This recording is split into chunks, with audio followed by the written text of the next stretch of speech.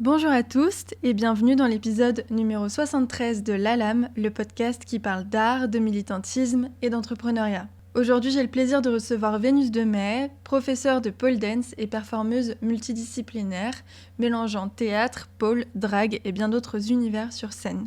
Dans cet épisode, on a pu aborder plein de sujets et elle nous parle notamment de l'ouverture prochaine du Studio Demey à Saint-Denis où vous pourrez prendre vos cours de pole, de cerceau, de yoga et de souplesse. Elle nous parle aussi de son activité de performeuse, ainsi que du collectif Club des Amours avec lequel elle organise des soirées burlesques, cabarets, drague et de performances en général. D'ailleurs, elle organise une grande soirée qui s'appelle La des Amours le 14 février prochain au Hasard Ludique. Donc n'hésitez pas à prendre vos places. On a parlé aussi de son parcours, on a abordé son regard artistique, l'origine de la pole, les valeurs qu'elle défend dans sa pratique, les cours qu'elle donne.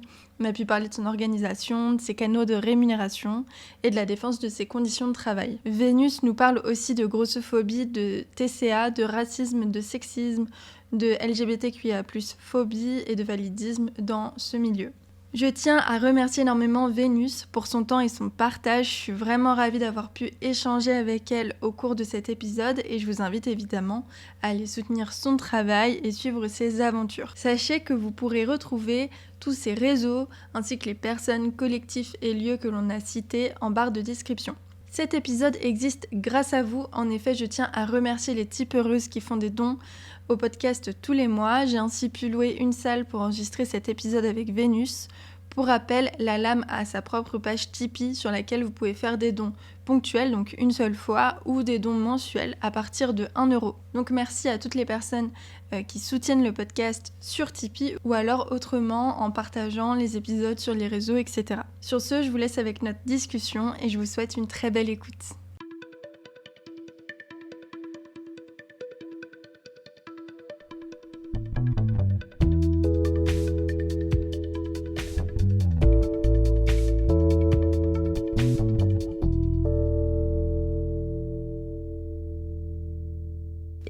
Bonjour Vénus.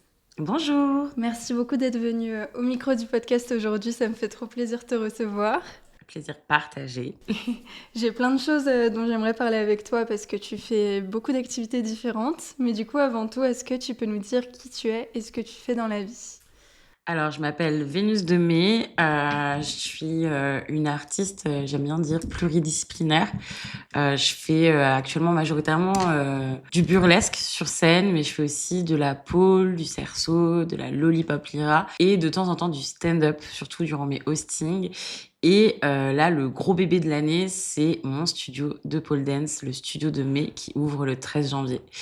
Donc voilà, en dehors de ça, bon, comme tout le monde, quoi, j'essaie de survivre dans la France de Macron. Ouais, principalement, c'est déjà beaucoup. Le studio de mai, est-ce que tu peux nous le présenter ? Le Studio Demey, c'est un espace physique qui a été pensé de façon inclusive, enfin qui se veut inclusif parce que j'aime pas trop dire qu'on a un safe space, c'est un peu se mettre un titre qu'on n'a pas à se donner, c'est aux gens de le dire si on l'est ou si on l'est pas.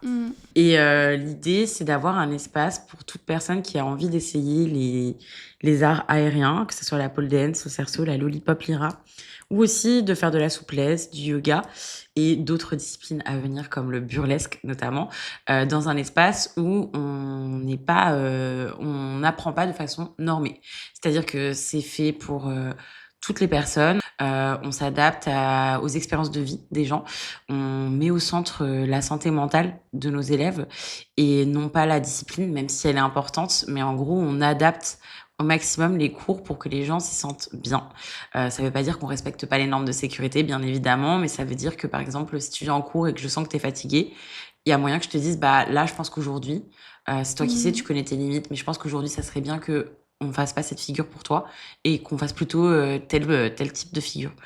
Donc voilà, c'est quelque chose qui me tient à cœur parce que par rapport à mon expérience de la pole dance, moi, j'ai failli arrêter plein de fois. Ok.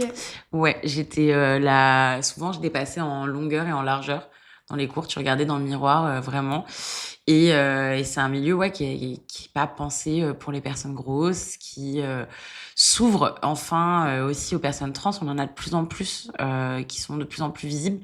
Donc voilà, ça c'est cool, mais en termes de personnes grosses en France, on est très peu. Genre, je Ok. crois que je suis la seule prof. Il y a une autre prof à Montpellier, mais elle fait plus du heels, Ok. tout ce qui est sexy pole dance et tout. Mais en technique, il me semble que je suis la plus grosse actuellement. Ok. Et t'as failli arrêter plusieurs fois parce que les cours étaient pas adaptés, parce que tu t'y sentais pas bien. Ouais, en gros, bah, il y a un an, quasiment tout pile, j'ai eu une blessure horrible. Je me Ok. suis déplacé une vertèbre. Ouais, parce que ma prof était persuadée que je pouvais faire quelque chose. Et je lui disais, en fait, je suis aussi prof, hein, c'est elle qui m'a formée, donc voilà. Je suis aussi prof et je te dis que je peux pas. Je sens que je peux pas, j'ai pas la force, j'ai pas la capacité. Anatomiquement, en plus, enfin, je me suis déboîté les deux épaules, je sens que je peux pas. Et elle m'a dit, arrête de chouiner. Enfin, en gros, elle a un peu dit comme ça, arrête de chouiner, je veux pas entendre parler de tes bras qui sont trop courts, tu le fais. Et en fait, sur la vidéo, on voit ma tête qui fait comme ça. Et ouais, j'ai mis un mois à m'en remettre, le temps que tout se replace bien et tout. Et puis après, il y a eu toute la rééducation et tout, donc ça a pris un moment. Et en fait, ouais, j'étais dans des cours où en fait, bah, faire comprendre à la prof que tu peux pas parce que tu as du ventre, parce que tu as des cuisses, parce que en fait, c'est trop de poids à emmener vers Hmm. le haut. C'est des trucs qui sont compliqués. Et les profs de pole dance, souvent, elles sont formées par des personnes minces. Ce sont des personnes minces. Ce sont des personnes qui ont des formations de danse classique, de cirque ou qui sont des anciennes strippeuses. Mais en France, les strippeuses sont minces, beaucoup. Donc en fait, c'est des gens qui sont pas du tout conscients de certaines choses. Par exemple, ça m'est déjà arrivé d'avoir des conversations avec des gens qui me disent ah mais si tu sais pas traverser à la pole, ça veut dire que t'es archi débutant. Et en fait, il y a énormément de choses que tu peux faire sans avoir la tête en bas, qui sont tout aussi impressionnants, Hmm. sans avoir ce qu'on appelle le V, qui est une façon de s'inverser avec les jambes écartées, qui pour les personnes qui sont cambrées ou qui sont grosses est plus difficile. En fait, il y a d'autres façons de s'inverser que le V, et ça veut pas dire que t'es beginner en fait. Ça veut Hmm. aussi dire que t'écoutes ton corps, que t'es capable d'y aller pas à pas et au rythme de ton corps et tout. Et moi, c'est un truc que j'ai dû apprendre toute seule parce que les modèles gros, ils étaient aux US, au UK. Mais il y avait personne à côté de moi avec qui parler, ainsi de suite. Et tu t'en rends bien compte, en France, passer le niveau débutant, en fait, il y a plus de gros. Ouais. Ça s'affine, ça se blanchit. Hmm. Ouais, c'est un peu à l'instar de la société, quoi. La Exactement. société est faite pour convenir à un type de corps qui... Et du coup, tout le reste... hmm. Exactement. Du coup, à partir de ces constats-là aussi, tu as voulu créer ton propre studio. Mais tu l'as créé quand, du coup, Studio de Mai? En fait, à la base, j'ai commencé à donner un cours dans l'école où je suis devenue prof et où j'avais ma coach à Rouen, au Psychipo Studio. Et on m'a demandé de faire ce même cours à Paris. Puis après, on m'a dit, ouais, c'est possible d'avoir des cours part. Donc, en même temps que je me formais, je faisais les cours part, donc ils étaient pas chers, parce qu'en même temps, bah, je pouvais pas sur une qualité de cours de dingue, en fait. Hmm. Je me formais en même temps. Et en fait, ça a été en avril 2024, hein, je crois. Ok. Ça a commencé. Et après, bah, en fait, on a mis en place des cours collectifs.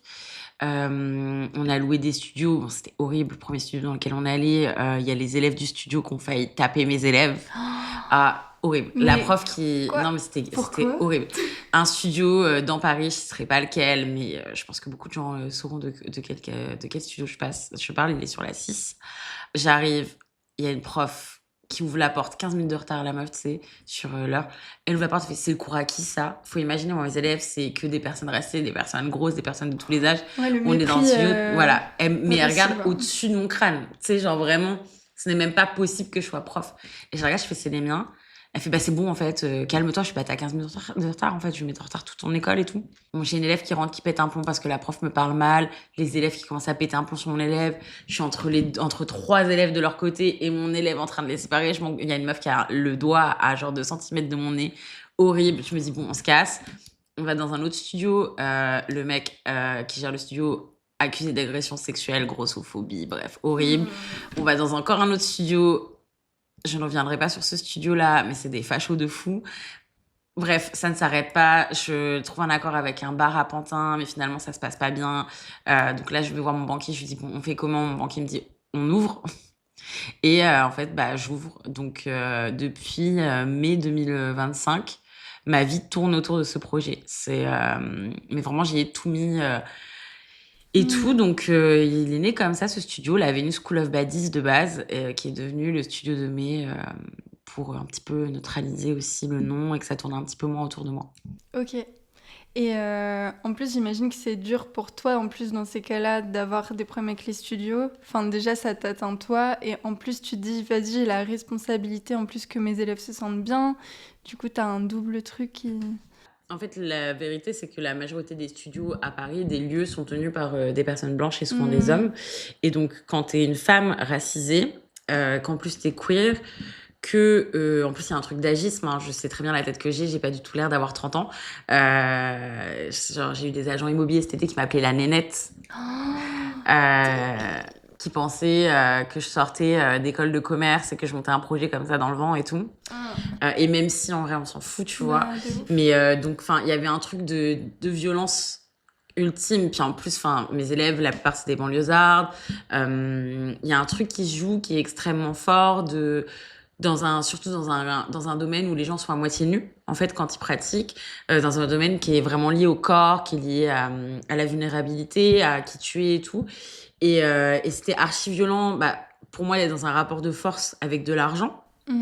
Et en plus, où l'argent était... Dans mon cas, j'avais de la chance, l'argent n'était pas un souci. C'est pas comme si je pouvais pas payer les salles ou autre. Vraiment... Et en fait, sur tous les studios que j'ai lus, il y en avait qu'un qui était vraiment cool pour les workshops. C'était The Base de Michel Noël, qui est vraiment top et tout. Mais c'était vraiment ce truc de me retrouver face à des gens qui seront violents avec moi et de me dire que quand c'est mes profs, on peut être violent envers mes profs et mes élèves. Parce que quand je suis là, en fait, ils seront violents avec moi, mais ils vont être violents avec moi parce que moi, je vais faire écran. Mais mes profs n'ont pas à subir cette violence, mes élèves n'ont pas à subir cette violence. Et j'ai une élève qui me disait, qui était là la première fois, là, quand ils ont failli se battre et tout, qui me disait, en fait, c'était... On en rigole et tout, mais il y avait un truc hyper violent de venir dans ce studio près de la Tour Eiffel, où tout le monde est blanc, tout le monde est mince, et tout est ultra blanc, et ultra tidy, vraiment, ça bouge pas d'un poil et tout. Et elle me disait, et puis en fait, on passe un bon moment, mais tu sentais qu'on n'était pas au bon endroit et tout. Donc vraiment, moi là-bas, c'est pour ça que je voulais ouvrir dans le 93. Après, on m'a dit non, ouvre à Paris. Donc j'ai cherché à Paris. Paris n'a pas voulu de moi. Personne ne voulait de la nénette.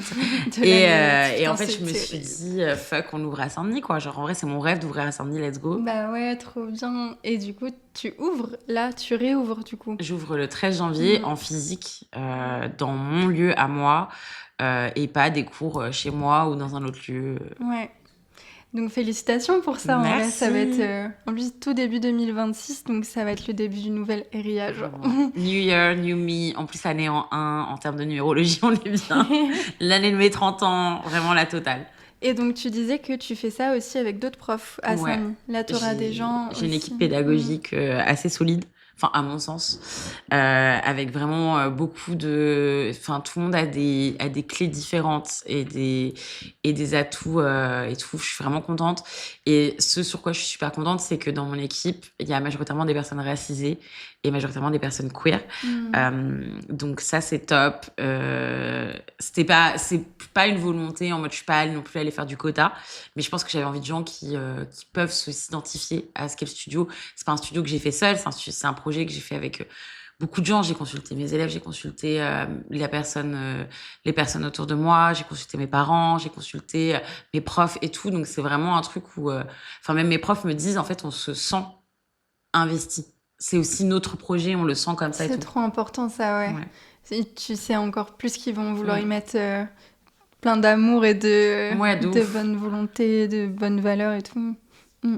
C'est trop bien. Bah, félicitations pour ça. Merci. Et puis, dernière question là-dessus aussi. Tu donnes des cours de quel style de pôle du coup? Parce que tu disais que tu avais une autre prof aussi qui donnait des cours de Heels, des choses comme ça. Moi, je donne des cours techniques, donc jusqu'à de niveau où tu apprends les figures, ainsi de suite et tout, et autres. Et je vais donner des cours communautaires, donc je donne la pôle plus size. Majoritairement, c'est la pôle pour les personnes plus size et grosses. Donc, c'est un cours, on fait un peu plus de renfo en début de cours, mais aussi un cours où je réadapte les figures pour les corps gros.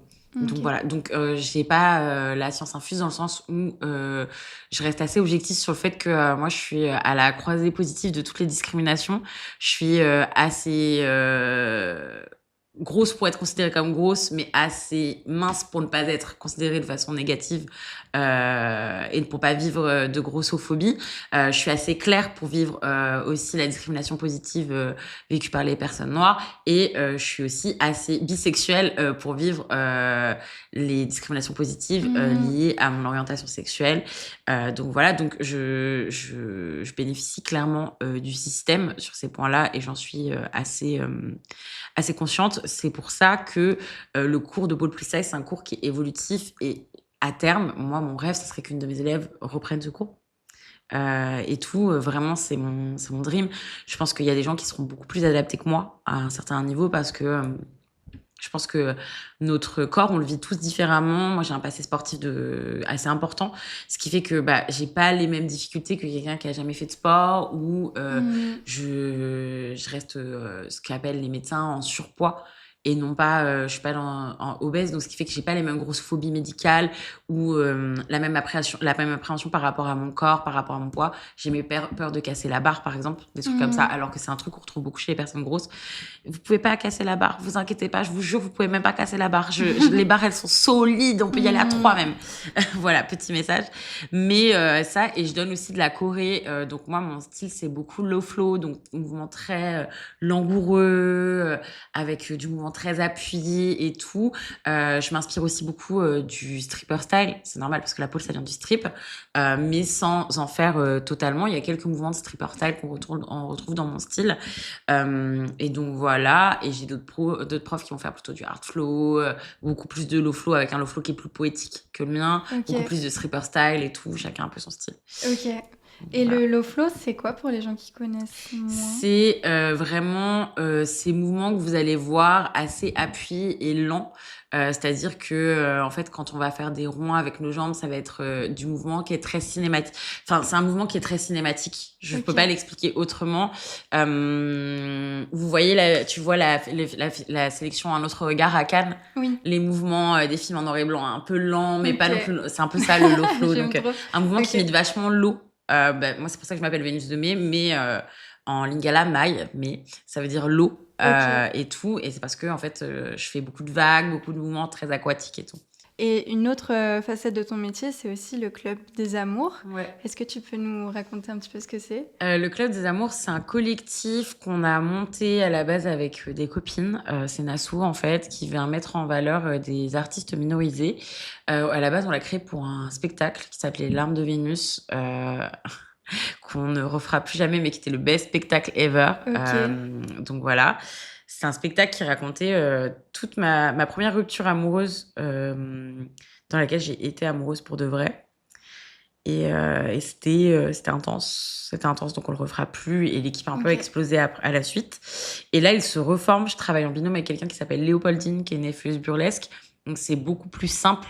Parce qu'avant, en fait, j'étais la seule à être artiste dedans.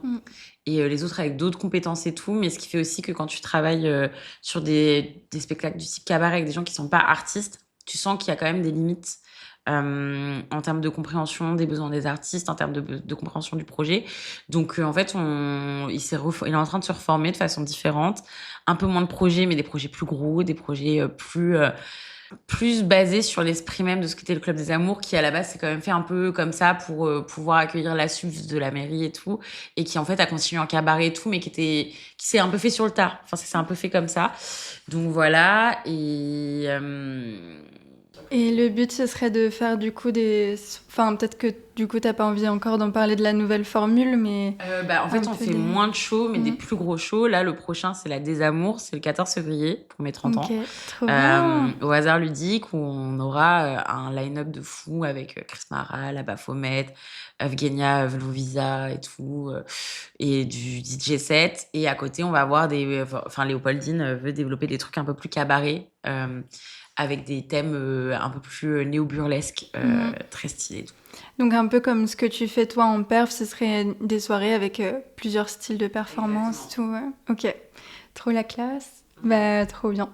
Et justement, tu perfs aussi, toi. Ouais. Tu nous le disais juste avant, tu mélanges plein de références différentes. Tu fais du drag, tu fais aussi de la pole, tu fais un peu de théâtre, de cerceau, de plein de choses. Qu'est-ce que t'aimes mettre dans tes perfs? Qu'est-ce que t'aimes que les gens y voient? Qu'est-ce que tu veux transmettre aux gens? Ça, c'est pour moi, les perfs que je fais, elles sont toujours empreintes de quelque chose de réel. Tous mes numéros ont un lien avec une émotion, avec une histoire. Dans tous mes numéros, quasiment, il y a une référence à ma famille. Ça peut être un vêtement, ça peut être une façon de me coiffer, ça peut être une scénographie.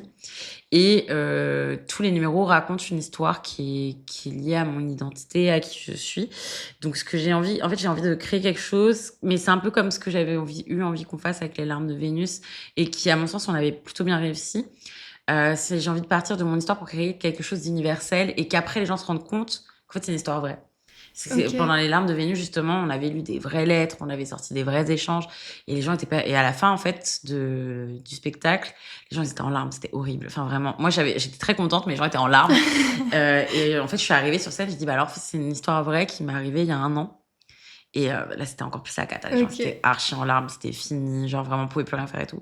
Et l'idée des numéros, c'est vraiment ça. C'est là, je prépare un nouveau numéro sur l'emprise qui parle de ma dernière relation avant celle dans laquelle je suis actuellement. Qui est une relation qui a été assez violente et assez passionnelle, où je parle de tout ça. Donc en fait, j'ai envie d'avoir quelque chose de très poétique, avec beaucoup de références à mes identités multiples, à qui je suis, à mon histoire, mais aussi à la façon dont je me construis. Et c'est un peu, je vais pas spoiler, mais le numéro de la désamour, un autre nouveau numéro que je prépare pour l'occasion, il parle beaucoup de ça. Ok. Oui, de toute façon, nos histoires, elles sont hyper... on les met souvent dans notre art, c'est important aussi. Enfin, ça permet d'avoir un autre regard dessus. Exactement. Aussi. Je sais pas toi, mais moi, des fois, ça me permet aussi d'avoir un truc un peu plus concret, de bien, qui peut sortir d'une histoire qui m'a fait du mal, tu vois. Oui, je pense qu'il y a un truc de catharsis, forcément, mais il y a aussi un truc de... Moi, je pense qu'il y a quelque chose qui me fait me sentir moins seule. C'est-à-dire que je me souviens que les larmes de Vénus... mais c'est très égoïste, je pense, quelque part. Mais les larmes de Vénus, quand j'avais vu tout le monde pleurer, j'étais en mode, en fait, tout le monde souffre de la même façon. Et il y a quelque chose... Enfin, peut-être que c'est très égoïste, mais j'ai pas du tout envie de me sentir exceptionnelle dans ma souffrance. Et je pense que les chagrins d'amour, c'est universel. On en a tous vécu, on n'a pas tous les mêmes histoires, mais on a tous vécu la peine... ce truc un peu déchirant, on a l'impression que ça va jamais se finir, et qu'en fait, tous les jours, on se lève et on souffre, quoi. Ça nous coupe le souffle, ça nous donne mal à la tête, ça nous donne mal au ventre, on n'arrive plus à endormir, on y pense tout le temps et tout. Et je pense qu'il y a une lueur d'espoir dans l'idée de voir des gens qui ont eu ce chemin-là et de se dire, ok, moi je vois pas le bout, mais ces gens-là, ils ont vu le bout, donc que je vais voir le bout. Grave. Et je sais que moi, c'est le retour que j'avais eu sur les larmes de Vénus. Il y a quelqu'un qui m'a dit, mais j'y pense tous les jours, parce qu'en fait, tous les jours, je me dis, ok, je peux faire de cette histoire qui m'est arrivée, de ce truc qui m'est arrivé, quelque chose de mieux. Et vraiment, par exemple, j'ai un numéro sur les histoires queer, sur en fait comment en fait tout au long de l'histoire, les personnes queer ont dû jouer sur les normes de genre pour vivre la vie qui elles voulaient. Où en fait, je commence en costume, je me fais une petite moustache, et après, au final, je suis hyper femme sur scène, mais avec ma petite moustache toujours. Et ce numéro, en fait, pour moi, il parle beaucoup de comment, en fait, depuis le début de ma vie, je sais que je suis bisexuelle, parce qu'en fait, la première personne que j'ai embrassée à 6 ans, c'était une fille. Ma première fois, c'était une fille. J'ai eu des histoires hyper passionnelles avec des copines, entre guillemets. Et comment, en fait, je me suis complètement mise dans un placard, en surjouant ce truc de féminité hétérosexuelle, de vraiment... ce truc d'hétéra horrible où t'es en mode je vis pour et par le male gaze, et comment à la fin j'en suis complètement sortie en adoptant, certes en ayant toujours mon esthétique de bratz hyper femme et tout, mais en adoptant aussi une attitude qui est beaucoup moins hétéronormée. Et franchement, moi, je le vois, cette année j'ai eu un date et la personne m'a dit un truc et j'étais en mode, c'est vraiment pas possible, je me casse. Et ça se voyait que le mec s'y attendait pas, parce que je pense qu'il était habitué à ce que, en fait, on endure. Et je le regarde, je me casse. Il me fait, non, mais tu veux pas rester. Je le regarde, je fais, non, je reste pas. Et, et après, genre, je me dis, ouais, c'est pas hyper féminin. Je fais, j'en ai rien à foutre. C'est pas hyper féminin. C'est pas hyper féminin, j'en ai rien à foutre. Mais vas-y. Mais vraiment, même encore aujourd'hui, j'en ai rien à foutre. Ah bah ouais. Et je te dis, bah oui, bah écoute, si tu veux, c'est pas hyper. J'en ai rien à foutre. Mais ça fait du bien aussi, parce que moi, quand j'agis comme ça, je me dis, la moi de 16 ans, elle aurait fermé sa bouche, elle serait restée de ouf. Et donc, ça fait trop du bien de voir la différence aussi. Ouais, de ouf. On n'accepte plus ça. Ah, mais vraiment. Et je le vois, genre, dans les relations que j'ai avec certaines personnes où il y a ce truc en mode ton attitude, elle correspond pas du tout à ton physique. J'en ai rien à taper. Je sais pas comment vous estimez que mon physique, ça veut dire quoi. Ouais. Et tout. Et tu le sens. Mais en vrai, après, moi, j'ai toujours dit, je suis pas là pour que les hommes soient heureux dans la vie. Au contraire. Mais, mais donc voilà. Mais c'est vrai que des fois, t'as ce truc où, dans les perfs, il y a ce truc de, en fait, assumer qui on est. Et en même temps, genre, crier au monde, je suis ça, ça me renforce dans le fait que je suis ça. Ouais. Bah, comme je t'ai dit, j'ai des copains, copaines qui sont drag aussi. Et je vois quand il y a le perf, quand c'est quelque chose de personnel et que du coup le public réagit, machin. Moi, du coup, je le vis depuis le public. Et du coup, j'imagine pas pour la personne qui fait le numéro à quel point ça doit être empouvoirant aussi dans l'autre sens. Donc, trop bien. Et j'aimerais bien aussi qu'on reparle un petit peu de ton parcours sur comment t'en es arrivé là, parce que du coup, t'as toutes ces facettes de ton métier, mais par où est-ce que t'as commencé? Comment t'es venue à arriver à ce milieu-là et tout? J'étais consultante en affaires publiques. Ok, donc rien à voir. Il y a beaucoup de mes élèves à chaque fois, parce que en fait, j'ai mon diplôme de la Sorbonne. Enfin, j'en ai un des deux. Il y en a un qui est chez mes parents. Et là, j'ai celui du. Parce qu'il y a une année, j'étais diplômée lors de l'année du jubilé, je sais pas quoi. Donc, on a eu un bel étui et tout. Okay. Et j'ai une élève qui me fait, mais c'est ton diplôme? Je fais, ouais. Elle fait, bah attends, mais tu faisais quoi avant? Et je lui dis. Et elle me dit, mais en fait, le jour où on a eu cette discussion, j'ai su que t'étais pas là pour l'argent, parce que si vraiment tu voulais faire de l'argent, tu bosserais chez Total, tu vois. Et moi, j'ai un parcours ultra classique. J'ai grandi en Normandie.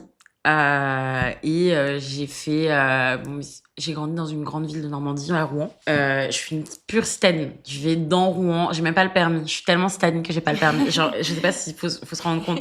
Ça c'est un autre level. Move de parisienne. Ouais, de ouf, tu vois. Mais Rouen, c'est un peu Paris wannabe, genre. Okay. C'est un peu les plus. Pour moi, c'est genre. J'ai jamais été à Rouen. Bah, tu vois, tous les gens qui viennent de province s'installer à Paris, qui veulent faire plus parisien que parisien. Ouais. C'est nous. Ok. Genre vraiment, on est des ploucs de ouf. Avec tout le respect. Mais j'adore y retourner en week-end. Je ne verrai plus jamais de ma vie. C'est pas possible pour moi et tout. C'est trop petit, je connais trop le monde et tout. Mais c'est trop stylé, c'est trop joli et tout. C'est bien, je pense, quand t'as 30 ans ou des gosses. Ou les deux, voilà. Donc j'ai grandi là-bas. Et en fait, j'ai fait de la gym. Quand j'étais gamine, gym, natation.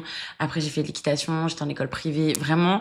J'étais avec, de mes 15 à mes 18, 19 ans, j'étais avec la même personne. J'étais persuadée que ça allait être l'homme de ma vie et tout. Et en fait, à 18 ans, j'ai regardé mes parents, je fais, écoutez, je reste pas ici. C'est mort. Donc, je suis allée faire la fac de droit de Bordeaux. Ok. Ouais, genre vraiment, des fois, j'y repense, je me dis, mais jamais. Je me vois, là, la moi de 18 ans, elle me regarde, elle est en mode genre, mais qu'est-ce qui s'est passé? On devait pas être juge des enfants, ma puce! Et non, on est juste en string en train de tournoyer dans les airs. Donc voilà, après j'ai fait un Erasmus. J'ai un peu vécu, je suis pas allée à Bordeaux, je suis allée faire l'Erasmus en Italie, je suis allée au Portugal, je suis allée à Lille faire un master de sciences politiques. J'ai détesté Lille, c'était trop raciste, je me casse. Je suis allée à Paris, je suis allée faire 1 an au Bénin quasiment pour mon stage et pour mon mémoire. Je suis rentrée, j'étais diplômée, j'étais à Saint-Denis. J'ai repris un master 2 en affaires publiques. Donc, j'ai un master 2 en études africaines, notamment sur les questions culturelles et la restitution d'œuvres d'art. Et j'ai un master 2 en affaires publiques sur les questions de participation citoyenne et notamment d'inclusion.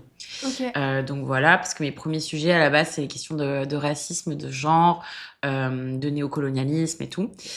Et en fait, j'ai travaillé pour un cabinet de conseil. C'était horrible. Je travaillais 7 jours sur 7. C'est quoi un cabinet de conseil? Un cabinet de conseil dans le parapublic, c'est des gens qui sont payés par l'État ou pour le privé, mais souvent l'État et des collectivités, l'État lui-même, ainsi de suite et tout, pour mener des enquêtes ou des missions que l'État ne peut pas assurer. Donc, par exemple, la Convention citoyenne pour le climat, c'était mon cabinet de conseil. Voilà, je faisais ce genre de truc. Et en fait, je pense, j'avais encore un peu cet idéal de... On peut, dans le futur, envisager que les voix citoyennes prennent de la place via l'État, tu vois. Ouais. J'ai très vite déchanté. Ah ouais? Ouais, j'ai très vite... Je sais pas, en fait, peut-être j'avais encore un petit côté socialiste et ça me paraissait... Mais en fait, j'ai très vite déchanté. J'étais en mode, mais en fait, je suis payée beaucoup trop pour un taf qui me... Et désolée pour mes anciens collègues qui écouteront peut-être ce podcast, mais vraiment, je me sentais mal. Je me sentais mal, j'avais plus de vie. Ma personne de l'époque, ça se passait... Bon, il n'y avait pas que ça qui n'allait pas, mais en fait, on s'est aussi en partie séparés à cause de ça, parce qu'en fait, je travaillais tout le temps. Une fois, on était en week-end, et mon patron m'appelle et me dit « Ouais, en fait, t'as pas donné l'autorisation pour le drive. Donc là, il faut que tu retournes chez toi, que tu prennes ton ordi et que tu ouvres pour un contrat qu'on n'a même pas eu, en plus. Et tout. Le travail te parlait ou ça en plus ça, en fait, je trouvais ça très stimulant intellectuellement de comment t'arrivais à faire parler les gens de leur quotidien, de ce qu'ils pensaient, de leur avis sur le monde. Mais en vrai, enfin, tu vois, genre, une fois, j'ai fait une mission au niveau européen et je me suis retrouvée face à un mec qui dit, face à moi, faut imaginer. Les enfants métis sont dégénérés parce que comme ils ont deux cultures, une européenne et une extra-européenne, ils ne peuvent pas se développer mentalement correctement. Et je dis à mon patron, je suis désolée, mais moi, je peux pas gérer ça. Et il me dit, tu prends sur toi, tu lui demandes pourquoi il pense ça parce que c'est intéressant. Quoi? Voilà. Je me trouvais face à des mecs qui me disaient de retourner dans mon pays, hein, littéralement. Enfin, c'est des propos qu'il y a eu. Ouais, je pense qu'ils doivent retourner dans leur pays et tout. Voilà. Tu peux pas accepter et ça. Et tu devais tolérer ces gens-là, tu devais leur poser des questions pour comprendre pourquoi ils pensaient ça, ainsi de suite et tout. Et en fait, c'était horrible. Genre, en vrai, je pense que c'est un taf que tu peux faire quand t'es blanc et privilégié, mais sinon, tu peux pas. Après ça, j'ai bossé pour une start-up dans la tech vertueuse. J'étais payée. La tech vertueuse. Ouais, j'étais payée pour dire aux gens recyclez vos ordinateurs et embauchez des Noirs et des Arabes. Voilà. Okay. Les femmes aussi peuvent avoir des postes à responsabilité. J'étais payée pour ça. Et en fait, j'étais en mode. Enfin, j'ai déjà fait un burn-out avec le premier taf. Là, je refaisais un deuxième parce qu'en plus, pareil, je bossais de ouf. Et je me suis dit, ok, je prends du temps, je respire et tout. Donc, au début, je cherchais un taf là-dedans et tout. Après, et en fait, j'ai commencé la pôle à mon premier burn-out, à la fin du cabinet de consulting. Et j'étais dedans aussi pendant que je faisais la start-up. Et après la start-up, j'ai fait à fond de la pôle et du patin. Je me suis posé des questions sur ce que je voulais faire dans la vie. Je cherchais un taf là-dedans. Après, je voulais développer une asso sur la santé sexuelle. Ça a floppé, c'est pas grave. Ok. Voilà, je reviendrai pas sur les pourquoi du comment, mais c'est trop dur. Et je regrette pas parce que quand je vois comment ça se passe finalement, l'État et le milieu associatif aujourd'hui... Ouais, c'est beaucoup d'énergie. J'ai pas envie de faire un arrêt cardiaque à 35 ans, ça m'intéresse pas. Donc voilà, et en fait, un peu par hasard, après, quand la soif flopée, j'étais en mode qu'est-ce que je vais faire de ma vie? Puis j'ai commencé à donner cours.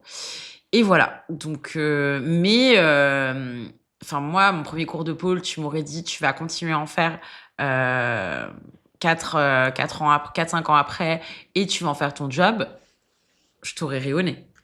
J'aurais été en mode, mais ça va pas la tête. Même encore aujourd'hui, des fois, je suis en mode genre, ok, je capte pourquoi je fais ce taf-là et je capte, en soi, je suis pas non plus trop une arnaque. Mais je suis toujours un peu en mode genre, mais les gens me font confiance quand même. Les gens se disent, c'est un vrai projet. Et moi, je pense aussi que c'est un vrai projet. Mais grave. Je doute. Des fois, je me lève le matin, je me dis, c'est marrant parce qu'en plus, tu vois, quand on voit tes réseaux et tout, on pourrait se dire que t'es hyper accompli dedans depuis longtemps et que du coup, t'as confiance, tu vois, en ça et en fait, pas encore à 100%. Je pense, après, moi, quand j'ai commencé à devenir prof, une de mes très bonnes amies de l'époque m'a dit je vois pas ce que tu vas apporter à la discipline. Ouais, je vais lui envoyer un petit carton d'invitation pour la soirée d'ouverture d'ailleurs. Je trouve ça important. Putain, mais et il y a plein de gens qui disent des trucs comme ça, mais Vénus, nanana. Mais en fait pour moi c'est de la grossophobie de ouf en vrai, genre. Et je pèse pas 50 kilos, j'ai un passé qui fait que mes épaules elles sont défoncées. Je me suis déplacée une vertèbre il y a 1 an, j'ai fait un trauma crânien il y a 1 an aussi. Je vais pas m'envoyer comme si je faisais 50 kilos. Genre il y a un moment faut aussi commencer à à gingembre un petit peu. Les gens qui font des figures de ouf, souvent, c'est des gens qui ont un bon passé sportif ou qui ont des facilités physiques. Tout le monde ne peut pas faire ça. Ouais. Les normes de la pôle, ce n'est pas ce que tout le monde peut faire. Tout le monde n'est pas capable de faire un grand écart. Alors oui, on dira avec du travail, ainsi de suite et tout. Il y a des gens qui physiquement ne pourront jamais faire un grand écart pour X ou Y raison, en fait.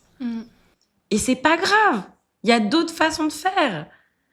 On n'est pas obligé d'être dans un truc hyper capitaliste de il faut que je fasse ci, il faut que je fasse ça pour être bon, quoi. Et du coup, les gens croyaient pas en toi à cause de ça, tu penses? Je pense que les gens croyaient pas en moi parce que, effectivement, je suis très sympa, je suis dans un domaine qui est très niche parce qu'en fait, il y a personne comme moi, donc je menace pas les autres studios outre mesure, je pense. Je pense que des fois, il y a des gens qui sont en mode genre, mais si elle est prof, tout le monde peut être prof. Oh. Et je sais qu'à un moment, il y a quelqu'un qui m'a dit un truc comme ça, qui était super gentil, mais je me suis dit, c'est vraiment ça que les gens pensent. Il y a quelqu'un qui m'a dit, en fait, c'est cool parce que quand je te vois, je me dis que c'est possible.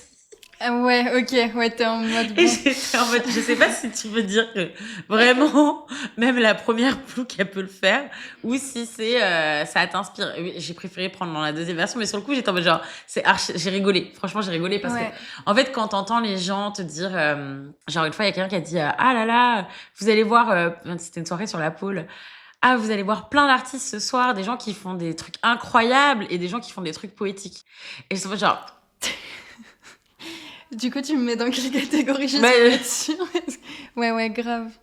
Mais je suis une meuf qui s'appelle Ticia sur Insta et elle disait j'en ai marre parce que la dernière fois il y a encore une meuf qui m'a dit ah je suis trop contente que tu assumes tes formes, du coup t'es trop belle même avec tes formes, tu vois, des trucs comme ça. Et t'es genre non, je suis trop belle tout court, je suis pas trop belle, je suis pas la plus belle des meufs qu'on ait formes, enfin genre non, c'est trop bizarre. J'ai une anecdote sur ça, un truc de fou malade. En fait, genre les gens ils sont souvent en mode ah là là, tu dois avoir tellement de messages de mecs qui t'harcèlent sur les réseaux. En fait, il faut savoir que les gens les plus bizarres sur les réseaux, c'est pas les cis mecs.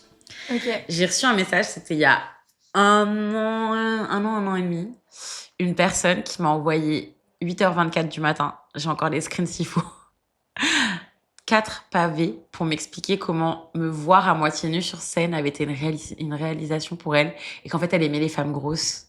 Et elle m'a dit, genre, te voir tes grosses fesses et tes bourrelets à 10 cm de mon visage. Déjà, j'ai un bourrelet dans le dos. Ok, j'en ai pas des. Donc, sois précise ma puce. Mais voilà. Voir tes grosses fesses et ton ventre. Et c'est what the 8h24, l'énergie que t'as, ma puce. Mais les gens, ils sont trop à l'aise. Les gens sont trop à l'aise. Les gens sont bad à l'aise. Les réseaux, les gens pensent que du coup, ça te rend hyper accessible et qu'on peut tout te dire, tout te machin. Les gens sont fous. Garde ça dans ta tête. Les gens sont... La vérité, les gens sont fous malades, les fous du bus. Mais moi, c'est pour ça que je les affiche. De temps en temps, quand les trucs sans conséquence, les gens qui disent je sais pas, qu'est-ce qu'on m'avait envoyé une fois, genre des trucs genre ah putain ton gros cul, des trucs comme ça, ou envie de te prendre en levrette. Et en fait, je les affiche en story et ça calme un peu tout le monde. Mais c'est pas les 6 mecs les pires. Genre la vérité, c'est pas les 6 mecs les pires. Parce que les 6 mecs, je leur fais peur. Oui. Donc voilà. Mais il y en a, ils ont pas peur. Ils devraient, par contre. Parce que vraiment, mais en plus, qu'est-ce que tu réponds à ça, genre Ouais, de ouf. T'es genre, bon, bah, top. C'est super. Mais bourrelet, pluriel. Il y a rien. En fait, il y a rien qui va dans la phrase. Du coup, tu sais même pas par où commencer. Mais ouais. Et tout. Putain, c'est chaud. Mais moi, je t'ai connue sur les réseaux et tu parles beaucoup des backstage, un petit peu de ce que tu fais. Et du coup, aussi, des discriminations que tu peux subir à travers ton travail. Et notamment aussi, tu parles de grossophobie, que soit toi ou d'autres personnes qui performent subissent. Et c'est un sujet que tu mets aussi en avant dans la bio de tes cours de pôle, que tu disais que voilà, tu as envie d'avoir des cours de pôle qui soient fat-friendly, tu dis aussi. Comment, d'après toi, la grossophobie s'exprime dans les milieux sportifs et artistiques? Et comment, d'après toi, on peut la combattre? Comment tu fais, toi, pour en parler? Qu'est-ce que tu essayes de mettre en avant et comment est-ce qu'on peut la combattre, c'est ça? Pour moi, la grossophobie, elle s'exprime par une forme d'omerta, c'est-à-dire qu'on fait sentir aux gens qu'ils sont pas la norme. C'est-à-dire qu'on souligne l'espace que les gens prennent, parce qu'il y a une question d'espace, c'est une question d'être là physiquement, de représentation, d'être là dans la tête des gens, de ce que les gens voient. Et en fait, pour les gens, il y a quelque chose d'obscène à voir un corps gros sur scène. Genre... je peux parler que de mon expérience et je sais qu'elle est biaisée parce que c'est ce que je disais au début du podcast. Je suis à l'intersection de plusieurs discriminations, mais toujours du côté acceptable pour la société et ça me paraît important de le dire. Moi, je me suis jamais considérée comme une personne grosse avant qu'on me flague comme une personne grosse. C'est-à-dire que c'est en commençant ce métier qu'on m'a dit que j'étais une personne grosse. Je me suis jamais considérée comme une personne grosse, pas par... je pense qu'il y a de la grossophobie internalisée, ça c'est sûr, mais surtout parce que j'avais jamais vécu de grossophobie, que ça soit chez le médecin, à part quand j'avais pris beaucoup de poids, quand j'avais un problème de genou. Mais sinon, j'en vis pas au quotidien, dans ma façon de me déplacer dans la rue, dans les yeux des gens. Souvent, ce qui se dit, c'est elle est grande, elle a des formes, mais le mot grosse, il vient très peu. Mais je vis pas de grossophobie autre que ce que vit une personne sexisée dans nos sociétés, à part le matraquage des régimes et tout. Donc, moi, apprendre que j'étais une personne grosse, ça a été un choc pour moi. Parce que j'étais genre, ah Ouais. Et donc, parce que j'ai appris que j'étais une personne grosse parce que j'ai vécu de la grossophobie dans mon taf. Ouais. Mais c'est vraiment le seul endroit où j'en vis. C'est ça qui est assez étrange et tout. Et en fait, ça se manifeste vraiment par ce truc où, en fait, on te signale que c'est anormal, que tu sois là, ce que tu disais, la personne que tu follow. Ça fait du bien de voir un corps comme le tien. Puis tu t'assumes. Hein. Et puis, en fait, t'as un corps. Puis après, bon, voilà. T'es ronde, parce qu'on dit pas le mot grosse, hein, c'est un gros mot, mais ça se voit que t'es sportif, quoi. Mais parce que dans l'imaginaire des gens, une bonne grosse, c'est une personne qui a de la poitrine, une taille plus petite que les hanches, des hanches, des fesses, un tout petit peu de ventre et des cuisses, mais elle n'a pas énormément de ventre, elle n'a pas de double menton, elle n'a pas de bourrelet, ainsi de suite. Donc tant que vous correspondez à cette image-là, vous êtes quelqu'un de grosse qui est acceptable et on aime voir ce genre de corps. On le voit avec les mannequins plus size, et Naomi Macheda, il me semble que c'est Finn Bauer pour les Allemands, enfin ainsi de suite. C'est quand même un corps en 8 ou en triangle assez en sablier assez normé. Et en fait, il y a ce truc où on va nous chasser des espaces. Moi, par mon apparence, je suis perçue comme une artiste militante. Alors honnêtement, je pense pas que mon art soit le plus subversif et le plus militant du monde. Je pense que mon propos l'est sûrement sur les réseaux militants. Subversif, non, je raconte des banalités sans nom. Hein. Mais il y a un truc où on n'existe pas dans l'imaginaire des gens et nous voir, c'est obscène, c'est le freak show en fait. Tu vois, clairement. Pour moi, c'est important de dire... En fait, pour moi, je dis vraiment des banalités sans nom. Hein, genre, arrêtez d'être raciste, arrêtez d'être grossophobe, arrêtez d'être... Ouais, mais apparemment, les gens n'ont pas capté. Les gens n'ont pas capté. C'est très fou, hein, c'est très fou. Et vraiment, j'ai pas du tout l'impression que mon propos soit révolutionnaire sur quoi que ce soit. J'ai pas un propos qui est sociologiquement étayé. Enfin, voilà, c'est pas comme si... Il y a des gens qui le font bien mieux que moi, qui citent des livres, qui ont un propos qui est très argumenté et tout. Mais... le fait de dire et le fait d'entendre quelqu'un de concerné le dire, c'est quelque chose qui fait que les gens captent. Et puis surtout, moi en tout cas, j'ai envie de rester accessible, alors que c'est quelque chose qui me coûte en vrai, parce que ça veut dire beaucoup de DM à gérer, beaucoup de réponses aux stories. Ça veut dire des fois des agressions. Il y a pas longtemps. Des agressions ou des messages pas agréables. Il y a pas longtemps, en parlant de biphobie, il y a quelqu'un qui m'a répondu quelque chose qui était un peu à côté de la plaque par rapport à mon propos et en fait qui m'a donné son avis sur moi alors que c'était pas sollicité et tout. Et donc ça veut dire s'exposer à ça, ça veut dire s'exposer. Les gens, ils ont des relations parasociales qui créent avec toi, là où en fait moi je parle à des gens sur Insta certes, mais c'est enfin je veux dire, en gros faut s'imaginer, je reçois ça fait trop la star quand je dis ça, je suis désolée, mais je reçois par heure, je reçois une dizaine de DM. Ouais, c'est énorme. Entre mes proches, les gens qui répondent aux stories et tout. Donc, on compte dans une journée. C'est pas une dizaine de DM. Ça peut être sur 3 heures, ça peut être les mêmes personnes. Mais, enfin voilà, c'est épuisant. Et en fait, les gens, ça leur fait du bien d'entendre quelqu'un dire. Mais il y a vraiment un truc où, pour moi, ce qui est important, c'est de replacer les choses à leur place. Tout bêtement... moi, il n'y a pas une scène où on me fait pas remarquer mon poids. Il y a peut-être une scène sur 5, mais à chaque fois, on me fait ça fait du bien d'avoir quelqu'un de racisé, de gros, de Ouais, t'es en bi, mode, vous ainsi de êtes même suite. pas là pour mon Et art, vous êtes c'est là ça. pour ça. Et en même temps, je ne veux pas citer d'exemple précis parce que je veux continuer à travailler. Il n'y a pas longtemps, on m'a demandé une forme de prestation, de la pole dance. Je sais qu'on me l'a demandé parce que avoir la petite grosse noire bisexuelle sur scène, faire de la pole dance, c'est vendeur. Quand j'ai refusé, on m'a juste pas répondu et on m'a refusé. Parce que les gens se disent, en fait, t'es prêt à manger des miettes parce que, en fait, comme on n'existe pas, les gens se disent, on vous donne une chance. Et donc, dire aussi, il y a de la grossophobie, il y a du racisme. C'est aussi dire, j'existe et je vais pas accepter tes miettes, en fait. Je vais pas accepter ta paire de pole dance pour 100 €, en fait. Ça va pas à la tête. Donc, voilà. Et en même temps, je pense qu'il y a ce truc où moi, ça me conforte dans le fait qu'il faut que je fasse. Par exemple, cette anecdote où en fait, je refuse et j'explique gentiment. Je dis, bah, en fait, c'est pas assez payé. J'ai un gig le même week-end, beaucoup mieux payé sur ces questions-là. Donc, je ne peux pas faire d'aérien. Par contre, je peux faire ça. N'hésitez pas, ainsi de suite. On me répond pas. 2 semaines après, je me mange un mail de refus. Et je sais, enfin, moi, j'en ai pleuré. J'étais en vacances à Marseille quand j'ai reçu le mail. J'en ai pleuré, je disais à mon partenaire, en fait, on va dire que je suis difficile, ainsi de suite et tout. Et mon partenaire me dit, t'es pas difficile, tu manges pas de la merde, c'est tout en fait. Bah, Et c'est normal. voilà, Ouais. mais ça veut dire que même en répétant tous les jours, en me matraquant, et en m'attraquant, j'existe, mais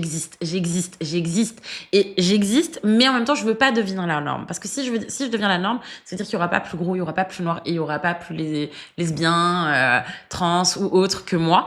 Je ne veux pas être la norme noire, LGBT et racisée de ce milieu. Je veux faire partie des gens qui existent, qui ne sont pas dans la norme, mais je ne veux pas être la norme. Et c'est ce que je disais, si je suis votre artiste grosse de référence, il y a un problème. Il y a un énorme problème. Si je suis la seule artiste noire que vous connaissez, il y a un problème. Si je suis la seule artiste LGBT que vous connaissez, il y a un problème. Grave, ouais. Mais en plus, on finit par intégrer ça. Enfin, c'est ce que tu disais sur... tu vois, moi, là, je suis en photo. Il y a que des mecs en photo, des mecs blancs, que des mecs. Et moi, j'arrive et à chaque fois, je suis la seule meuf. Je me reçois tout le temps des remarques laisse tomber et tout. Et du coup, pareil, quand on va négocier mes prix et tout, je vais me dire, j'ai tellement de la chance d'être là que je peux pas, machin. Et maintenant, je suis sortie de ça. Mais ça m'a pris... Et encore, ça dépend des fois, mais... La plupart du temps, maintenant, je négocie mes prix, tu vois.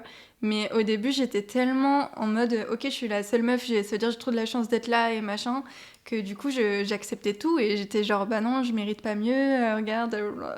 Alors qu'en fait, c'est tellement on intègre qu'on n'a pas notre place dans ces endroits que du coup, t'es en mode... Alors qu'on a grave notre place, c'est nous qui faisons du taf de ouf et ils sont même pas prêts. Mais moi, la gifle que j'ai pris à ce niveau-là, c'est il y a 1 an, 2 ans pendant les JO. Je suis bookée pour un gig et en fait, j'apprends qu'il y a un homme dans le line-up qui va gagner 2 fois plus que moi.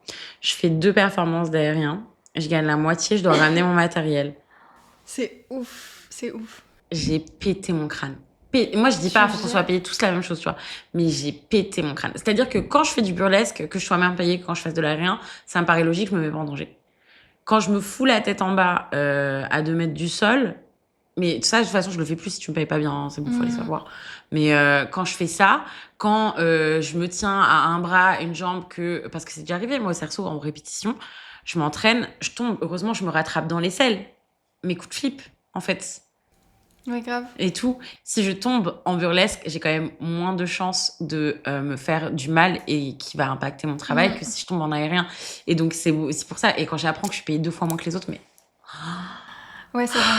Je voulais aussi revenir sur l'histoire de la pole, parce que tu nous en as parlé depuis le début du podcast, le fait que à Paris, dans les milieux que tu as côtoyés, c'est des milieux très blancs et très... Tu disais, non, pas masculin, non. Non. Pas dans la pole. C'est très cisgenre, par contre. Et assez bourgeois, par contre. Ça sent bourgeoise, ouais. De plus en plus.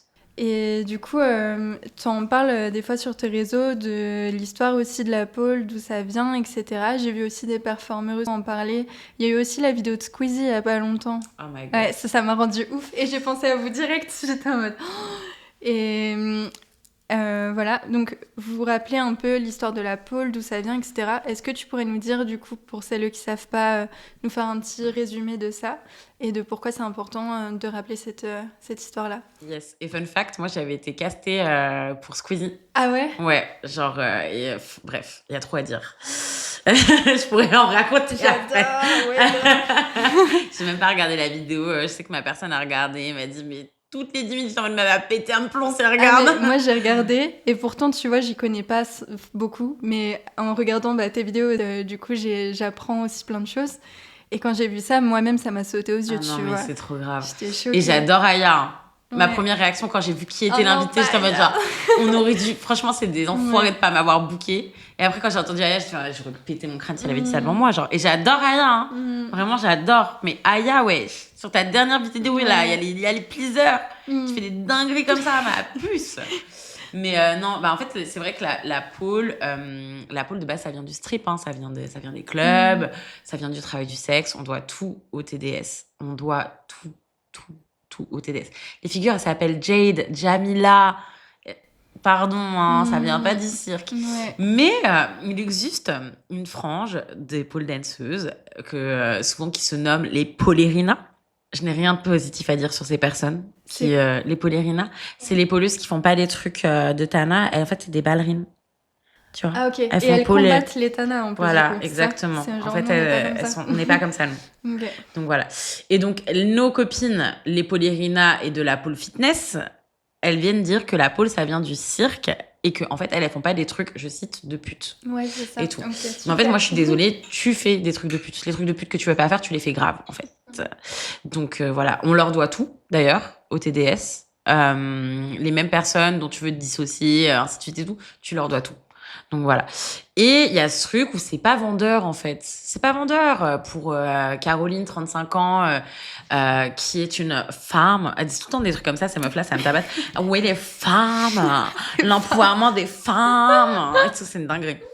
Donc, qui veut reprendre confiance en elle et en son corps et qui veut faire des petits shows à Marcelin, son mec, là, quand Timothée et Théodore dorment. Et ben en fait, si tu leur dis que ça vient des strip clubs, ça leur parle pas. Par contre, ça vient du cirque. Elles adorent. Ouais. Elles adorent. C'est dans leur récit, ça rentre mieux, quoi. Ah bah bien sûr. Bah en fait, si je te dis que ton sport est... Je veux dire, si c'est une CSP+, un peu bourgeoise et tout, ça fait quand même beaucoup mieux auprès de tes copines de dire que tu fais une activité sportive qui n'a rien à voir avec les trucs de strip club, mais tout à voir avec le cirque. Hein. Surtout dans une société où aujourd'hui on valorise énormément le corps, on est sur une fascisation de toute façon de la performance et tout. C'est hyper intéressant, petite parenthèse culturelle. Je suis allée à Marseille là et j'ai fait la MUSEM, j'ai fait l'exposition populaire, non pas populaire, c'est celle sur la Méditerranée, où en fait ils parlent beaucoup du corps.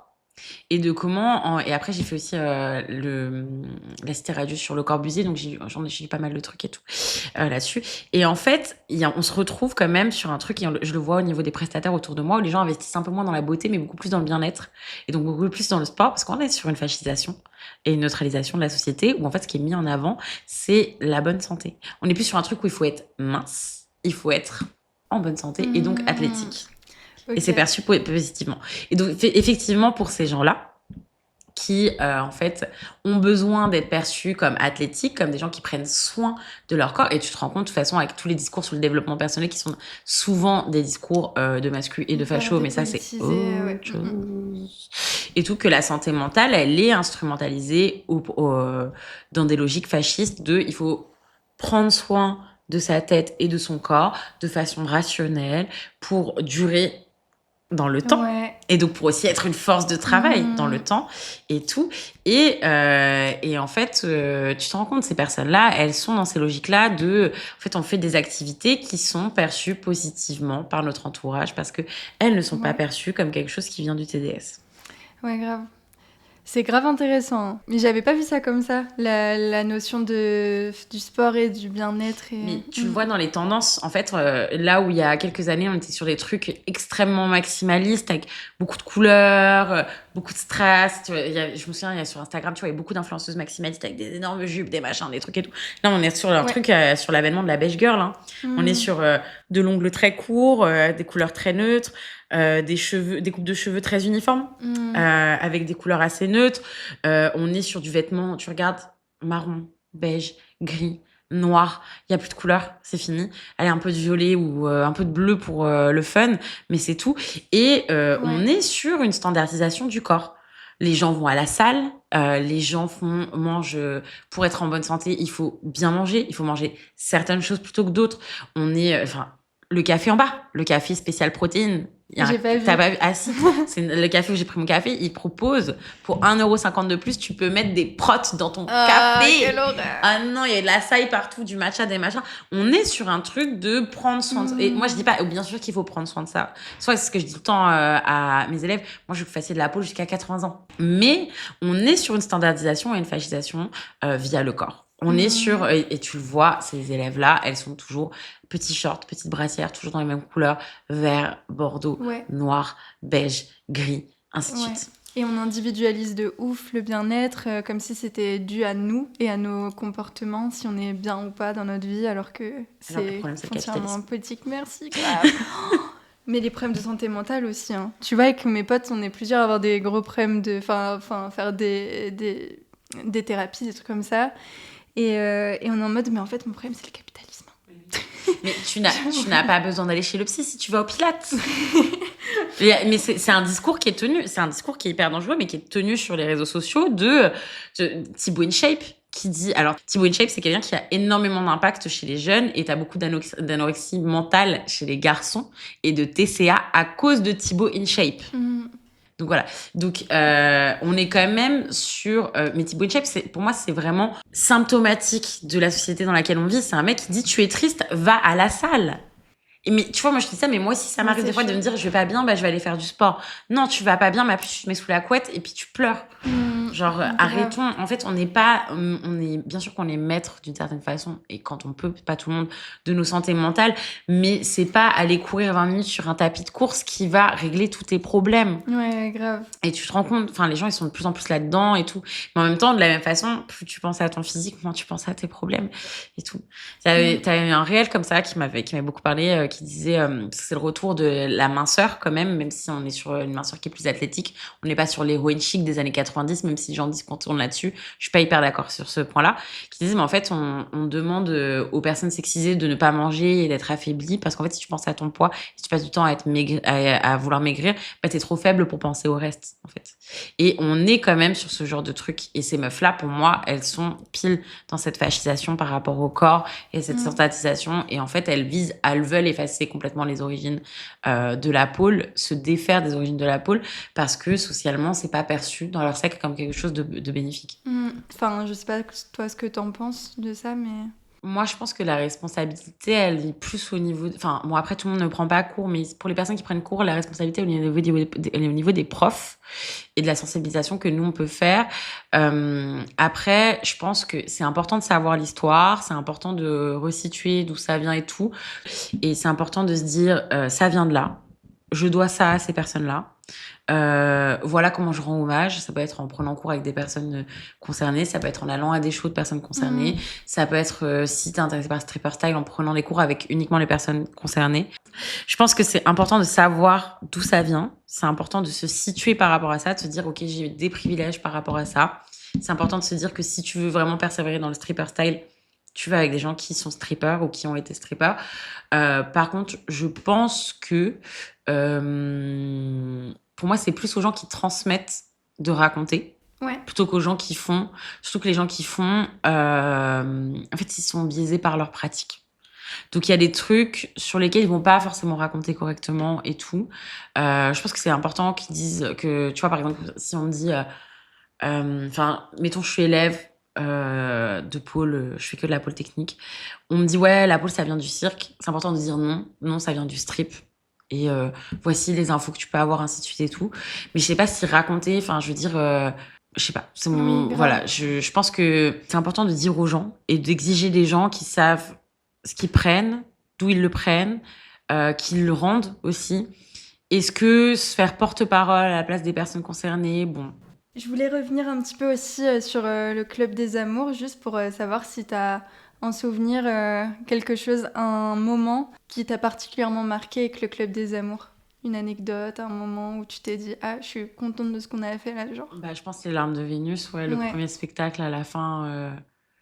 En fait, dans Les Larmes de Vénus, on avait 5 actes qui racontaient la rencontre, le désir, l'attente, la fin, l'après. Et au moment de la fin, en fait, il y a eu un échange de lettres à la fin de cette histoire, et on a lu les lettres, les vraies lettres. C'est-à-dire qu'on avait dans ouais, les mains des restitutions des vraies lettres qu'on avait neutralisées en enlevant les prénoms, les détails et tout. Et j'entendais des loges, des gens qui disaient «Ah non, c'est pas possible, il faut qu'elle quitte. Oh non, il faut qu'elle le quitte, il faut qu'elle le quitte, il faut que ça ouais. s'arrête.» Et entre les actes, aux entre-actes, «Oh non, non, non, c'est bon, faut que ça s'arrête et tout.» Et à la fin, les gens qui pleuraient, il y a des gens qui sont venus me prendre dans les bras en me disant on est désolé que ça soit arrivé et tout. Et je pense qu'il y a eu ce sentiment de réparation et ce sentiment vraiment de se dire ok, c'est pas que pour moi que je le fais. Hmm. Enfin, c'est pas un truc de réparation, moi, par rapport à cette personne ou cette personne par rapport à moi. C'est un truc de genre, toutes les personnes qui se sont senties un jour seules dans une histoire d'amour, qui ont vécu un chagrin, qui ont eu l'impression que personne ne les comprenait, elles se sont senties vues et entendues. Et sinon, il y a un cabaret Papillon, qui était mon cabaret avant, mais le lieu a fermé, donc on peut plus le faire. Il y a eu une édition qui, à ce jour, reste une des plus belles éditions, à mon sens, qui était vraiment stylée. Et je me souviens que je me suis dit, en fait, je capte pourquoi je fais ce taf-là. Grave. Donc voilà. Ok. Et on en parlait un petit peu avant de commencer le podcast sur les lieux, justement. Et tu me disais qu'il y avait pas mal de lieux qui fermaient ou qui étaient en difficulté en ce moment. Est-ce que tu peux nous dire, à Paris du coup, pardon, est-ce que tu peux nous dire un petit peu ce qu'il en est de ça? Je pense que en vrai, les lieux, moi, dans lesquels je performe, c'est souvent des lieux queer ou alternatifs, tiers-lieux, lieux quand même militants et autres. Et déjà, il y a de moins en moins de subventions. Donc, il y a des cessations d'exploitation. Je crois que la Cité Fertile, le Sample notamment. Le Sample? Non, peut-être pas le Sample. Mais la Cité Fertile, c'est sûr qu'il y a une session d'exploitation. Enfin, en gros, voilà.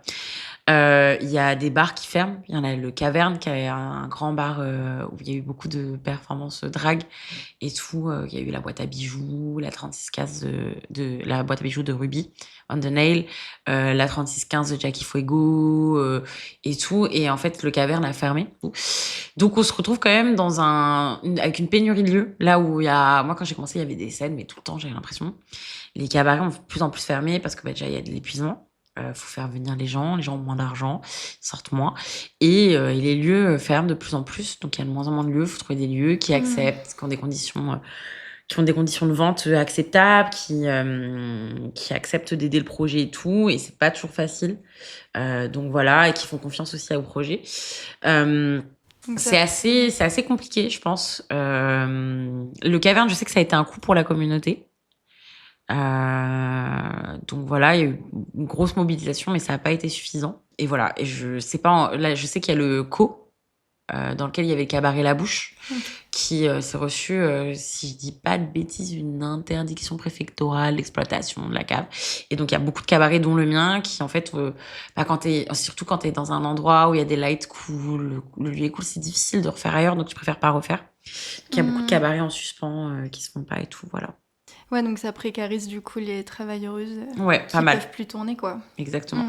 Ouais, c'est chaud. Bah, à Lyon, un peu pareil, là. On a plein de nos lieux militants alternatifs chouettes. Ils ferment les uns après les autres. C'est impressionnant, la vitesse, en fait. Ça fait peur. C'est pas étonnant que les lieux de culture, les lieux de divertissement, surtout les lieux qui sont de gauche ferment. Ouais, grave. Merci Vauquier, merci Rachida Dati, merci tout le monde. Ah là là, quel ministre de la culture. Vraiment. Mais là, j'adore ça. T'as vu ça, ça, campagne municipale, je la trouve géniale. Sur Insta. Je peux plus la voir. C'est une dinguerie. L'indécence à atteindre des paliers. Quand elle est avec les éboueurs, wesh. Vraiment. En fait, je peux plus me la voir. Genre, en fait, je trouve que les gens qui trouvent ça drôle, Rachida Dati à la mairie de Paris, on pourrait en rigoler il y a 1 ou 2 ans. Non, mais ici, haha, tu vois, genre, vite fait, genre, il y a un monde où ça peut être rigolo, mais il y a un monde où imaginaire. Ah non, Là, ouais. c'est vraiment, mais genre, mais ils sont tous en roue libre. De toute façon, genre, vraiment, genre, je suis même plus étonnée. Je sais même pas comment dire, genre, Oui, avant, c'est tu très voyais grave. ça un peu comme un truc un peu américain où on pouvait être dans l'indécence jusqu'à un point. Non, En mais avant, France, on on était n'arrivait choqués. pas à ça. Avant, on était Et choqués. maintenant, c'est Là, on n'est normal. même plus Ouais. choqués. Genre, enfin, moi, je suis désolée, mais le truc de Brigitte Macron, ça m'a même pas choquée. En fait, j'ai trouvé ça indécent. Le Salcon. J'ai trouvé ça indécent, mais est-ce que ça m'a choquée? Non. Sa réponse m'a choquée? Non. Ouais, ça fait peur. En vrai. Ah, on est trop habitués, en fait. C'est une dinguerie. Et le fait qu'on soit habitué à ce qu'il soit fou comme ça, c'est une dinguerie. Ouais, t'as raison. Et est-ce que toi, il y a des lieux ou des studios où tu as donné des cours ou des endroits où tu as performé que tu aimerais mettre en avant parce que tu trouves que c'est des lieux chouettes? Mon studio, j'ai l'impression qu'il n'y en a pas beaucoup. Si, il y a The Base. Je n'ai pas Ok. donné cours, j'avais loué pour un workshop The Base, studio que j'aime beaucoup, qui est dans le sud de Paris. Après, je connais pas trop. Enfin, moi, j'avoue, j'ai pas. Si tu as pas, j'aime bien rester toute seule. J'ai peur des gens, donc je Ok. suis un peu stressée des gens, donc je préfère ne pas calculer les gens et tout. The Base, c'est cool. En lieu cool, bah il y a le hasard ludique qui est cool. Il y a bon, il y a plus d'événements, mais allez-y, c'est super. Ils font des super cocktails. Je suis allée à Nantes, il y a le Lab qui était stylé. J'ai bien aimé Rennes. Alors Rennes, Burlesque et Vilaine, je vous conseille, allez-y, ils font des trucs super. On était à la salle, c'est la commune, un truc comme ça, Ok. un truc, je sais plus. C'était une belle salle, hein, c'était incroyable. Et voilà. Et après, je me souviens plus, j'ai plus tout. Ok, Voilà. c'est trop bien déjà. Il y en a Ouais. plusieurs, merci, trop cool. Il y a une question que je pose souvent à mes invités aussi, c'est justement, tu en as parlé, on est dans un moment, enfin déjà pas un moment parce que ça fait des années, mais le monde va pas dans le bon sens, et le monde se fascise, et la pensée raciste aussi, elle explose en ce moment. Comment est-ce que ça se ressent dans les métiers de la scène pour toi, en tout cas dans les milieux que tu fréquentes, quelles discussions vous avez autour de ça? Comment on s'organise en fait dans une société qui se fascise et comment est-ce qu'on avance malgré tout et comment est-ce qu'on essaye de pallier à un système qui nous oppresse autant? Je vais être assez pessimiste, mais moi, je trouve pas qu'elle explose la pensée raciste. Je pense qu'en vrai, elle a toujours existé, c'est juste que maintenant, les gens sont très à l'aise. Elle se manifeste par le traitement, la différence de traitement entre les personnes racisées et les personnes blanches. Sur ce point-là, moi, je vois des performeuses qui sont vraiment pas concernées par ce qui nous arrive et on les entend parler que quand ça les concerne. Hein. Il y a pas vraiment ça, c'est très compliqué pour moi. Il y a des gens avec qui je veux plus bosser. Enfin, franchement, moi, je vais me tirer une balle. Les gens vont se dire que je suis une folle. Mais de pas dire du des trucs tout. comme ça. Mais Moi, il y je a, trouve il y a que vraiment tu dis des trucs basiques, des normaux, gens, quoi. il y a des gens plus ça va, il y a des gens avec qui je pense c'est safe où je veux pas bosser avec eux, je veux pas traîner avec eux, je veux pas qu'on m'associe à ces gens-là, ce n'est pas possible. Donc voilà. Et comment on fait collectivement collectivement, je sais pas, je pense qu'on est beaucoup choqués pour la plupart de ce qui est en train de se passer, même si bah, c'est sans surprise, on savait que ça allait arriver. Moi, ça m'a beaucoup choquée, c'est les législatives. C'était l'an dernier? Ouais, C'était l'an dernier, les ouais, ça législatives, passe. c'est dingue.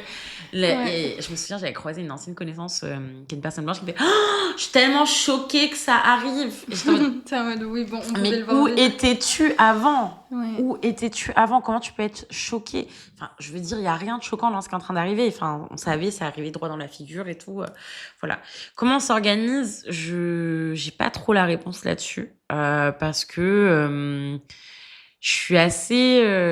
Enfin, j'ai envie de croire qu'on peut le faire et j'ai envie de croire qu'on arrivera à mettre nos égos, nos biais de côté pour se dire qu'on fait mieux et qu'on fait ensemble et qu'on résiste ensemble. Mais j'avoue, par exemple, il y a des lieux que je peux pas citer. Enfin, j'ai appris la fermeture d'un lieu que j'aime beaucoup il y a pas longtemps et ça m'a mis un petit coup parce que je me suis dit, mais en fait, plus ça va et plus ce qui me donnait espoir, les lieux dans lesquels il y a de la pédagogie, les lieux dans lesquels on fait ensemble, les lieux dans lesquels on attend un militantisme dans lequel on se forme ensemble, on apprend ensemble, mais pas un militantisme qui est directement radical, où les gens seraient...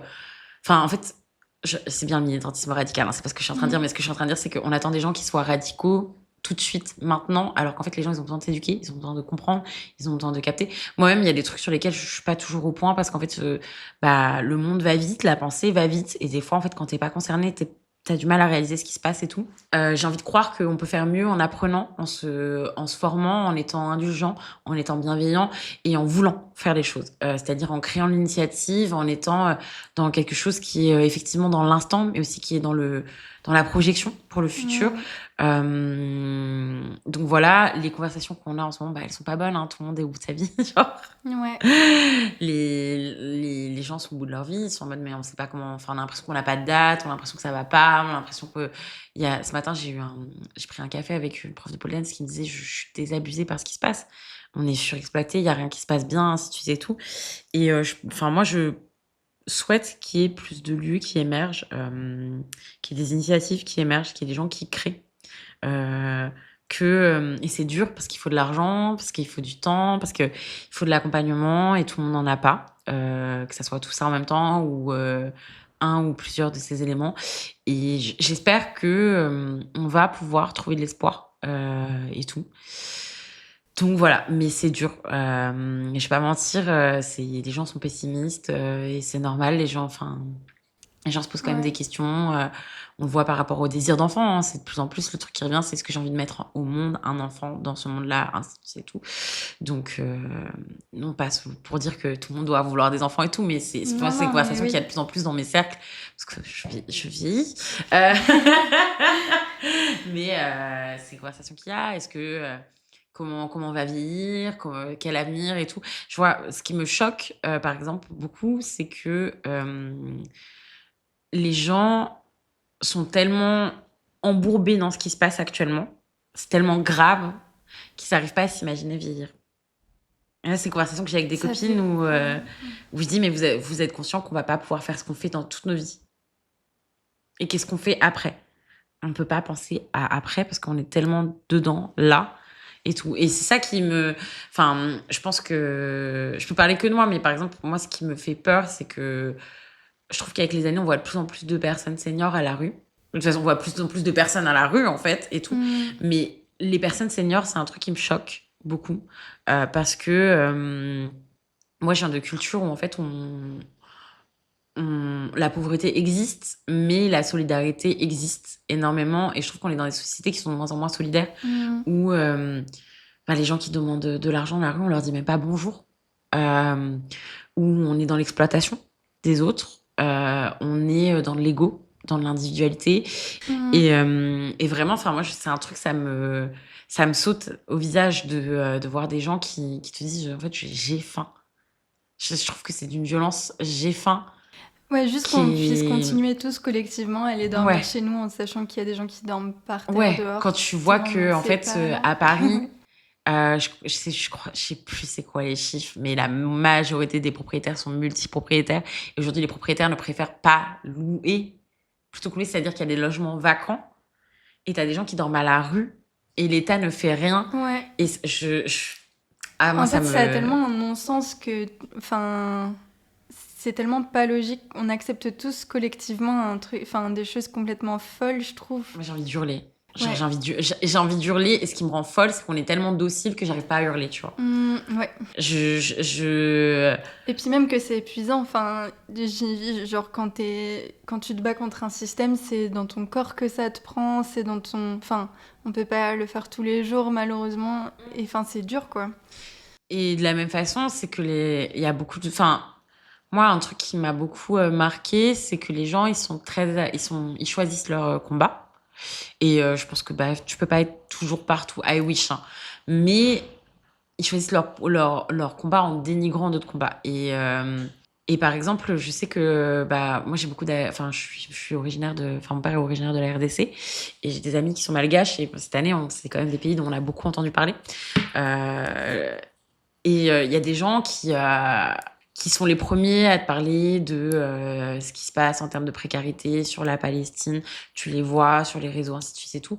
Et qui ont pas eu un mot ou étaient pas du tout intéressés par ces questions-là et tout.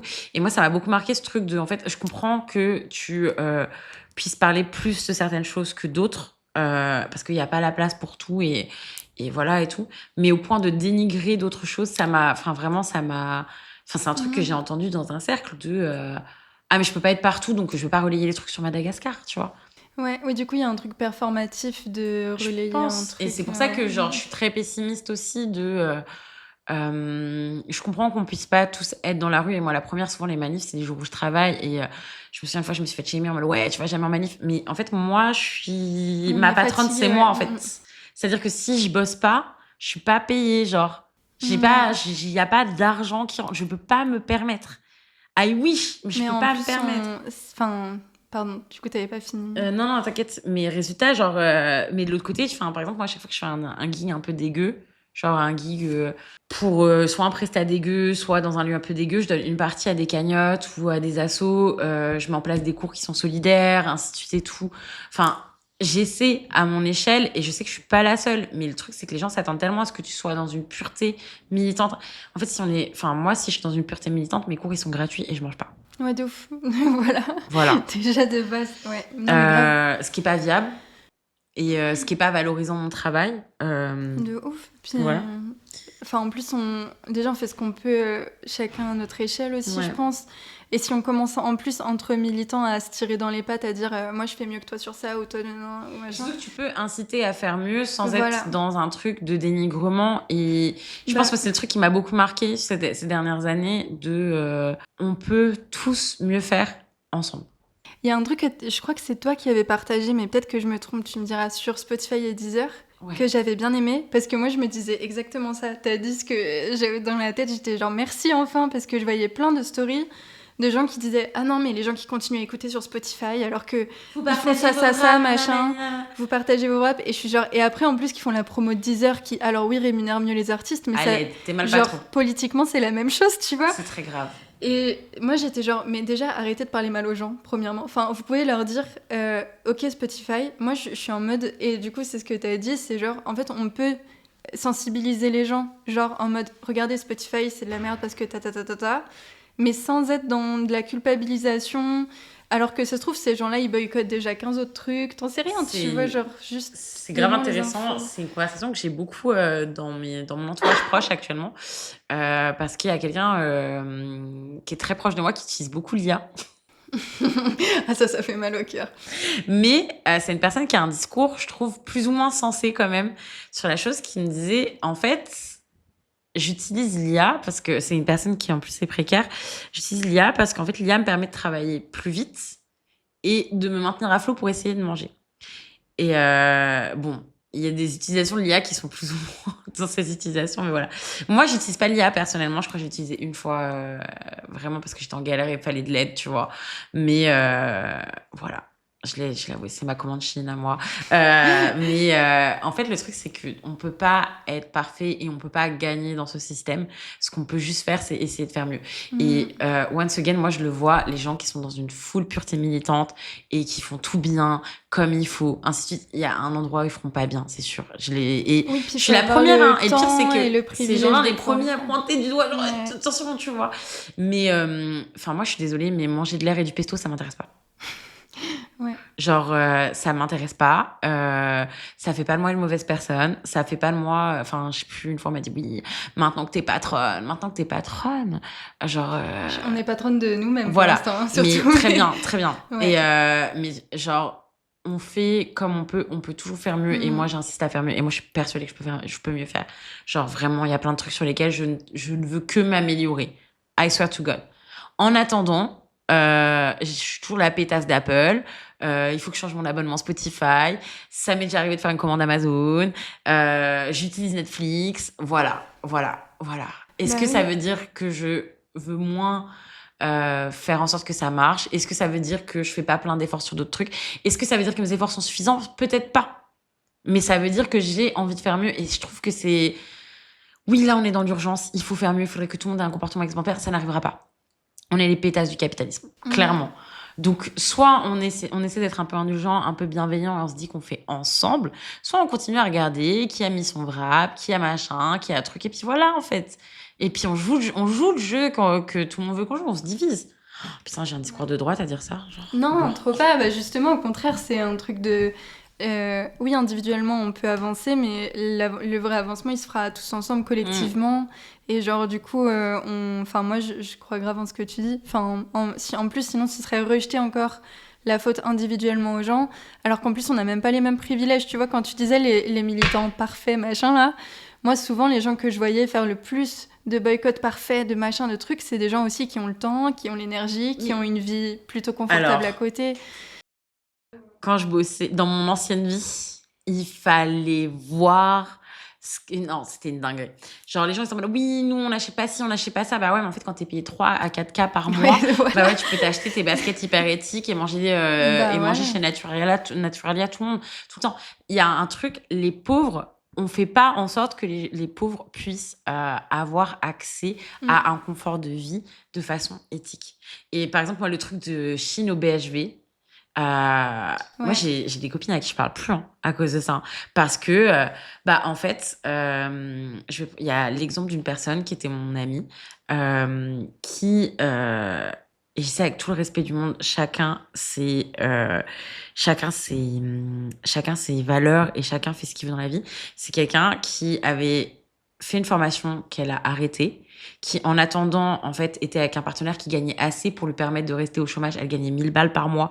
Certes, dans une ville de province, mais 1000 balles par mois, c'est pas suffisant. Surtout quand tu fais 100 balles de courses par semaine à 2 et que t'as des hobbies qui coûtent cher. Et que, en fait, toutes les semaines, tu vas faire une balade en te prenant un petit matcha, tu vois. Que cette personne-là fasse la morale sur les gens qui achètent Chine, ça me trouve le cul. Il n'y a pas d'autre mot. Ça me fait un deuxième trou de balle. Il n'y a pas d'autre mot, en fait. C'est une dinguerie. Je suis désolée, mais quand tu vis à 2, t'es déjà dans un privilège. Parce que t'es à 2, donc tu peux Enfin, souvent, la plupart des gens qui vivent à 2, c'est plus facile quand t'as 2 salaires que quand t'en as qu'un. Parce que c'est le jour où t'as un salaire qui s'arrête, t'as peut-être un deuxième pour tirer un peu sur la corde. Quoi. Et tout. Je dis pas, tout le monde n'est pas riche en étant à 2, ainsi de suite. Quand t'as le privilège, et moi je l'ai eu ce privilège à un moment d'arrêter de travailler pour faire ce que je voulais, pour réfléchir, ainsi de suite et tout, c'est que t'as assez gagné ou que t'as assez de ressources à côté pour te permettre de pouvoir le faire. Tout le monde ne peut pas.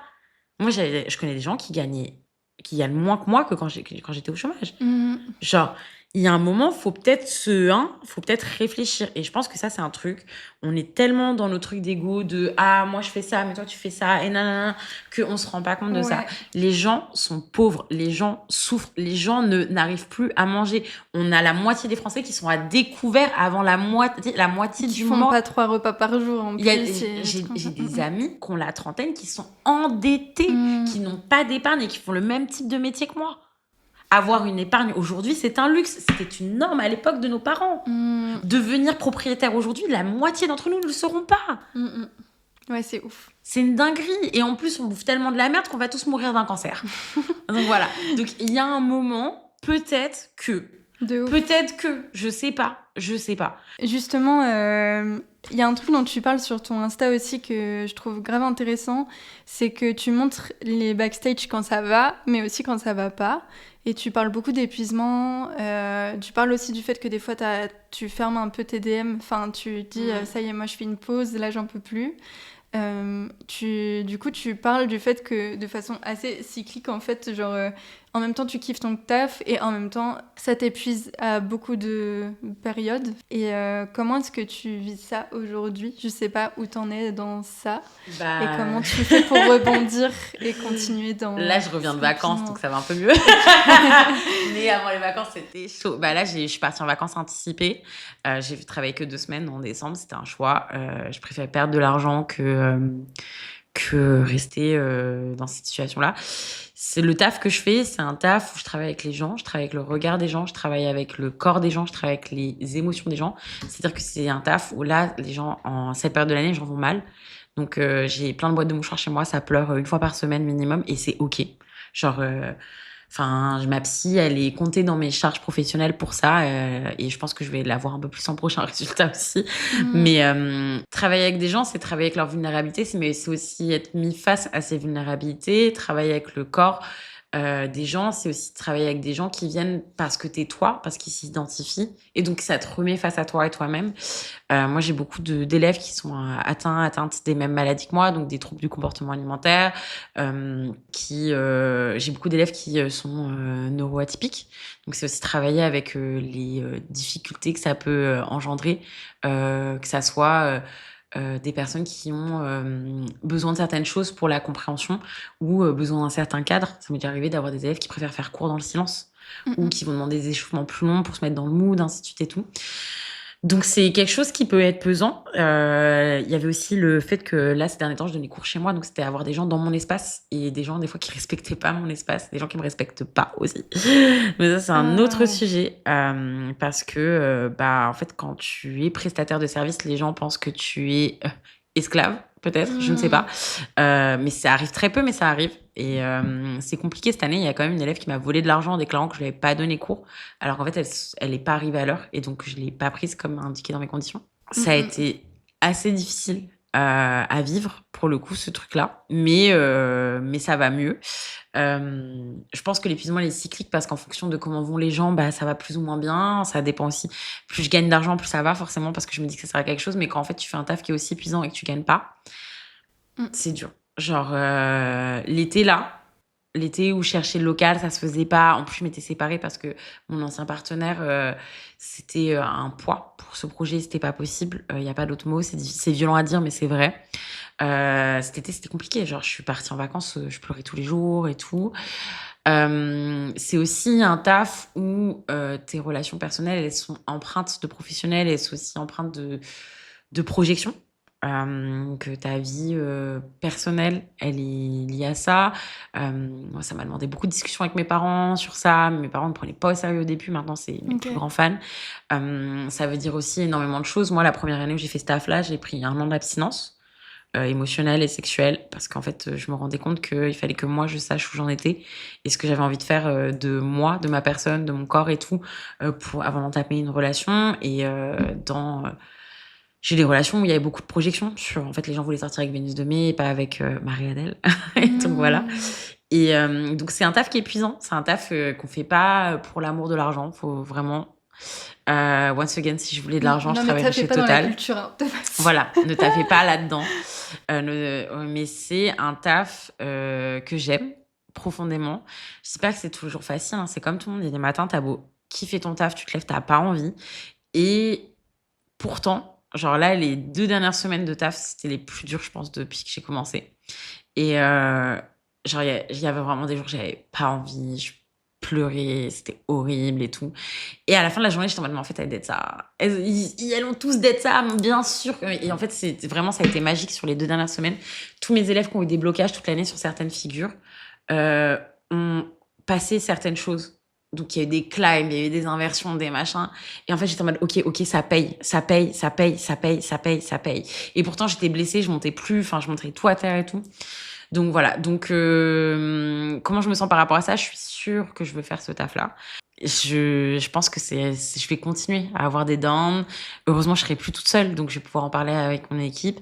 Après, vraiment, ce projet, il serait pas possible si j'avais pas les amis, les parents et aussi la personne que je fréquente avec moi, parce que, les crises de larmes là à Marseille, à un moment, je suis en vacances, je me mets à pleurer parce que je reçois un mail de refus pour un truc, le fameux truc où en fait j'ai pas voulu faire de la pole dance, donc voilà. Mais il y a en fait les réussites, elles sont incroyables, mais je pense que comme toute personne, souvent on voit pas trop les réussites, on voit surtout les défaites. Et j'essaye de m'atteler à beaucoup plus voir les réussites, et en ce moment, genre, j'essaie vraiment de travailler là-dessus et tout, donc ça va mieux. Mais je dis ça aussi parce que je reviens de 4 jours à Marseille. Est-ce que tu as une fête de prévue là pour l'ouverture du studio? Ouais, le 25 janvier, gros stuff. Normalement, il y aura mes parents. Je pense que ça va être fun. On va vraiment on va faire la fête de fou. C'est trop. J'ai besoin.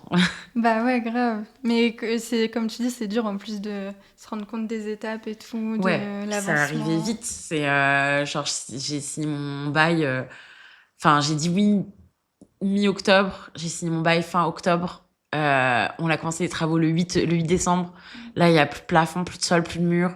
Les barres, elles sont arrivées, les cerceaux sont arrivés. J'ai mon canapé à aller chercher dimanche. Voilà. J'ai les plaids dans mes sacs, là. C'est genre, donc, ça va vite. Et en fait, on ouvre dans 2 semaines, là. C'est dans 3 semaines. Normalement, moi, je commence à m'entraîner dans 2 semaines. Officiellement, si tout va bien. Donc, voilà. Mais ça veut aussi dire, en fait, que... il faut être... moi, je préfère être honnête sur ce type de projet.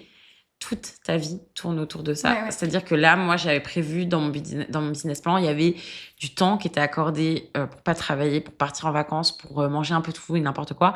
Après Noël, je me remets dans une dynamique de je vais aller à la salle, je vais me réentraîner, je vais manger correctement. Le sucre, c'est fini. Oui, en plus, Voilà. vu que ton métier, c'est aussi ton sport et tout, enfin, c'est vraiment en lien avec ta vie perso, quoi. Ouais. Et ça veut dire qu'il faut que tu fasses attention à son sommeil. Ça veut dire, enfin, et il y a un vrai truc, c'est que la bigorexie, donc le fait d'être addict au sport, c'est un truc qui touche beaucoup de profs de fitness et de sport et de pole dance, parce qu'en fait, le sport, ça peut devenir une addiction, tout comme l'alcool, la cigarette ou quoi. Et quand tu t'arrêtes, ton état mental se dégrade. C'est hardcore. C'est-à-dire que quand t'es dans tes pics de bigorexie, t'as plus de libido. Si tu fais pas de sport, t'as mal à la tête, mais tu dors super bien, tu manges super bien, ton appétit se régule et tout. Mais quand tu arrêtes le sport, en fait, tu vas avoir ton appétit que t'arrives plus à gérer. Parce que t'es habitué à manger 5 petits repas par jour et en fait, il faut que tu en manges plus que 3 parce que tu fais moins d'efforts. T'as ta libido qui revient. Donc ça, moi, je sais que ça m'est arrivé une fois, j'étais en full bigorexie, puis en fait, d'un coup, j'ai arrêté le sport et d'un coup, j'étais en mode genre, qu'est-ce qui se passe et tout. Tu t'arrives plus à dormir, t'as mal à la tête, ainsi de suite et tout. Donc c'est vraiment quelque chose où tu réfléchis à tout, faut que tu fasses attention. Moi, je calcule mes heures de sommeil. Là, par exemple, j'ai bu de l'alcool hier. Je sais que je bois je bois de l'alcool une fois par semaine. Je m'autorise à boire un verre ou deux. Mais tu vois, genre hier, j'ai bu 5 verres en 7 heures. Je suis rentrée, j'ai bu 3 litres d'eau, tu vois. Et là, ça va. Parce que ton corps, il ingère quand même l'alcool et tout. Mais en termes de fatigue, c'est pas la même fatigue. Je me souviens avant, quand je buvais des 4 bières en terrasse. Cette époque est loin. Mais tu vois, genre, tu fumes pas, tu fais attention à ce que tu manges parce que, en fait, si je donne cours, je vais peut-être éviter de manger un gros kebab avant, sauf si je veux vomir sur mes élèves et tout. Donc, tout est calculé pour ainsi de suite. T'as des cross-training, donc t'as un entraînement sportif. Moi, en plus, j'ai une coach pour m'entraîner à côté qui fait que, genre, en fait, mon niveau sportif doit être au top pour éviter que je me blesse, ainsi de suite et tout. Donc, tout est pensé vraiment. Il y a plein de trucs que tu peux pas faire et tout, quoi. Ok. Ouais, je connaissais pas le terme bigorexie du coup. Le fait d'être accro au sport, ouais, mais bigorexie du coup. Ouais, c'est la bigorexie. Et en fait, souvent, t'en as beaucoup. Ça se retrouve, il y a de plus en plus de bigorexie parce que t'as une fascisation du corps et tout. Mais t'as beaucoup de personnes qui ont des TCA qui sont bigorexiques. Ok. Et en fait, qui se sentent pas bien si elles font pas de sport, ainsi de suite et tout. Comment tu dirais, pardon, que s'organise ton emploi du temps sur une semaine, par exemple? Combien t'as de temps pour le studio? Le Club des Amours, du coup, en ce moment, j'ai l'impression que c'est peut-être un peu moins et que ça va revenir plus fort. Comment tu t'organises ton temps? Alors, j'ai un jour de repos par semaine complet où je travaille pas. J'ai un deuxième jour de repos qui n'est pas un vrai jour de repos. En fait, j'échange du temps de travail avec la personne avec qui je suis, qui donne du temps de travail pour le studio et moi je lui donne du temps de travail sur sa boîte. Ok. Qui est en train de c'est un peu comme ça que c'est en train de s'organiser, j'ai l'impression.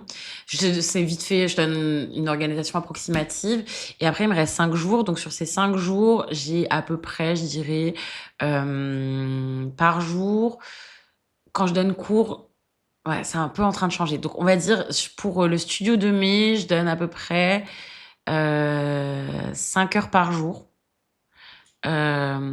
Pour moi, Vénus de mai, je donne à peu près 2-3 heures par jour.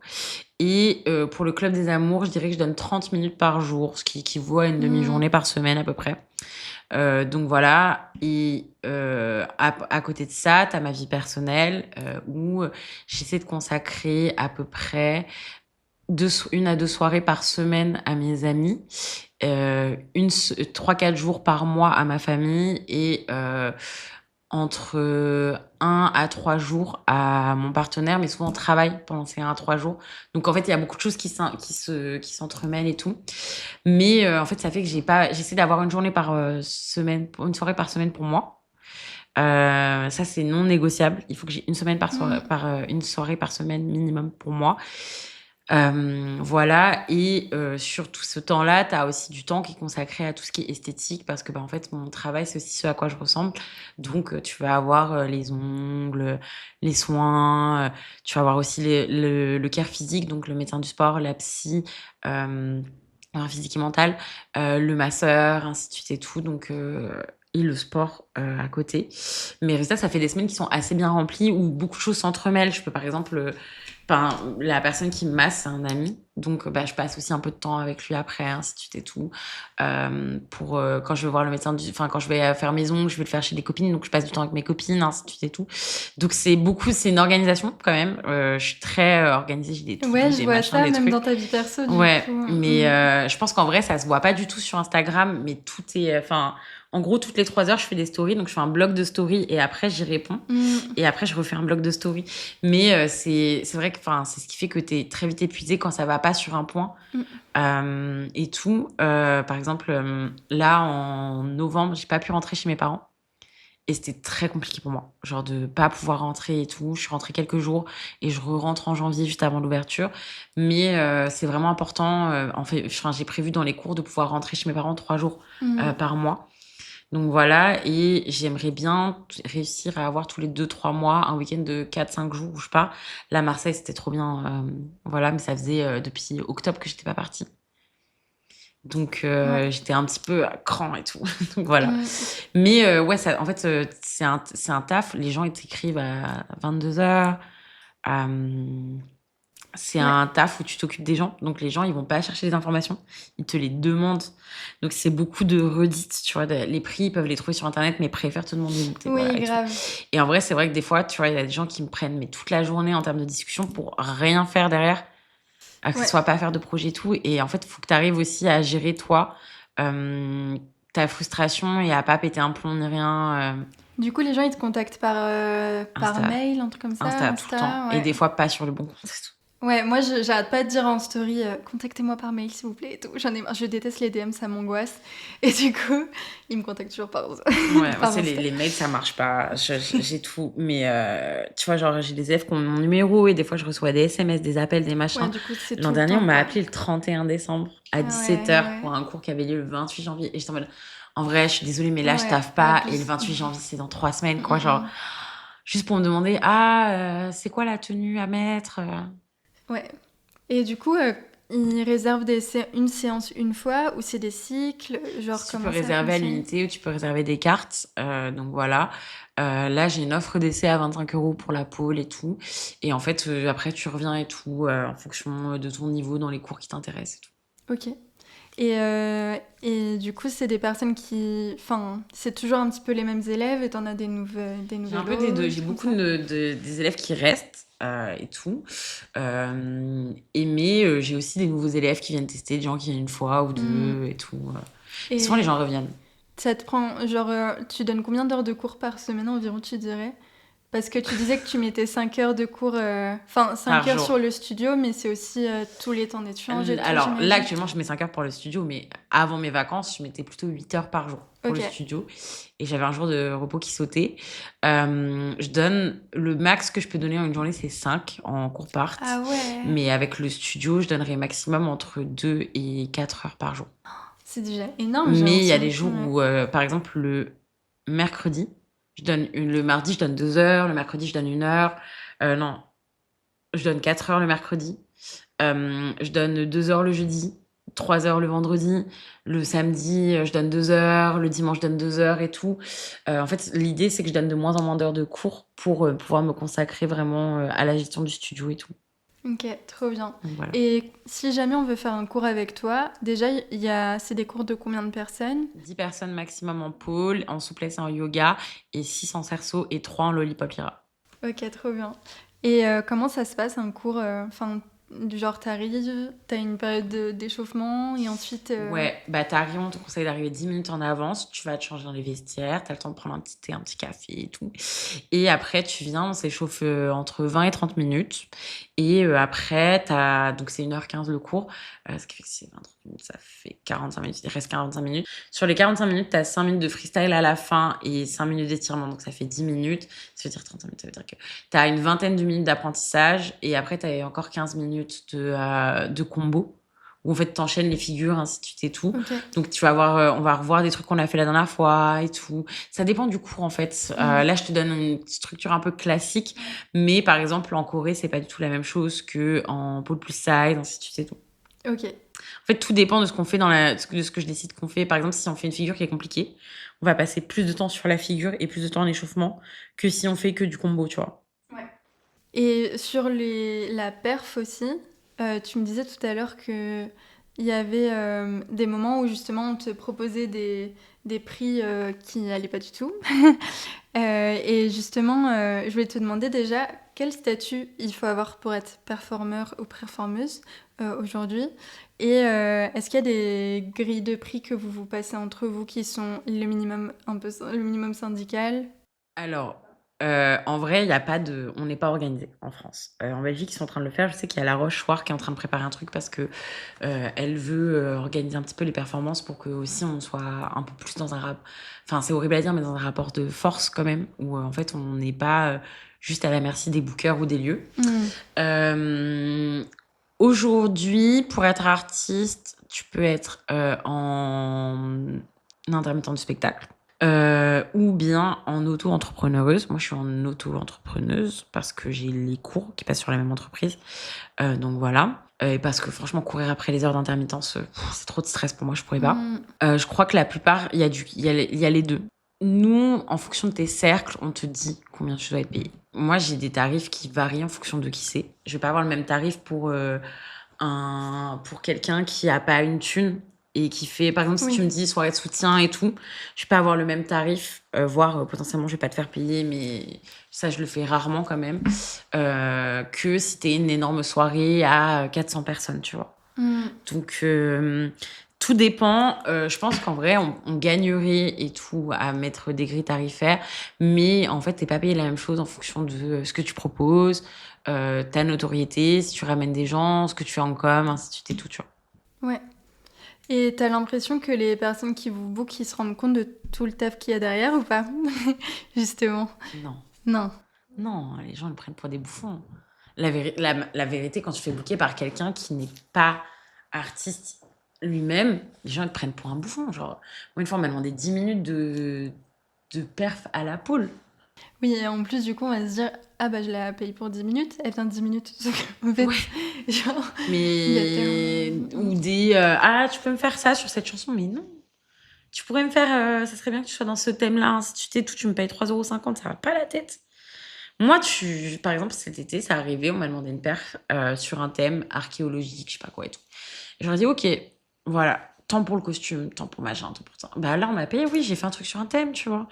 Mais tu me payes 100 €, tu me demandes de faire un thème sorti de mon trou de balle, bah faut Ouais, aller je se suis faire foutre. censée te Puis créer genre, la tenue, le ouais. truc, le... Puis faire la enfin, les gens, ils perf. sont gentils, mais des fois, ils te bookent même pas. Tu payes ton taxi, ton épilation de la chatte, c'est fini, t'as plus d'argent, Bah genre. ouais.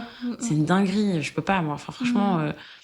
j'essayais d'expliquer, je disais, mais en fait, je viens, je reste toute la soirée, après, après, je fais l'amusement en plus. Tout le monde est là, bah là, on peut te parler, on peut marcher. Vous gagnez plein de verres parce que tout le monde m'offre des verres, ainsi de suite et tout. Puis en plus, faut pas me payer. Non, mais stop. Mm. Juste stop. J'ai l'impression qu'à Lyon, les personnes qui font de la perf sont souvent en collectif et participent aussi à des soirées organisées aussi par des collectifs. Enfin, je veux dire, en tout cas, que ces personnes-là, souvent, elles vont pas perf toutes seules dans un endroit sans qu'il y ait une orga entre les deux aussi.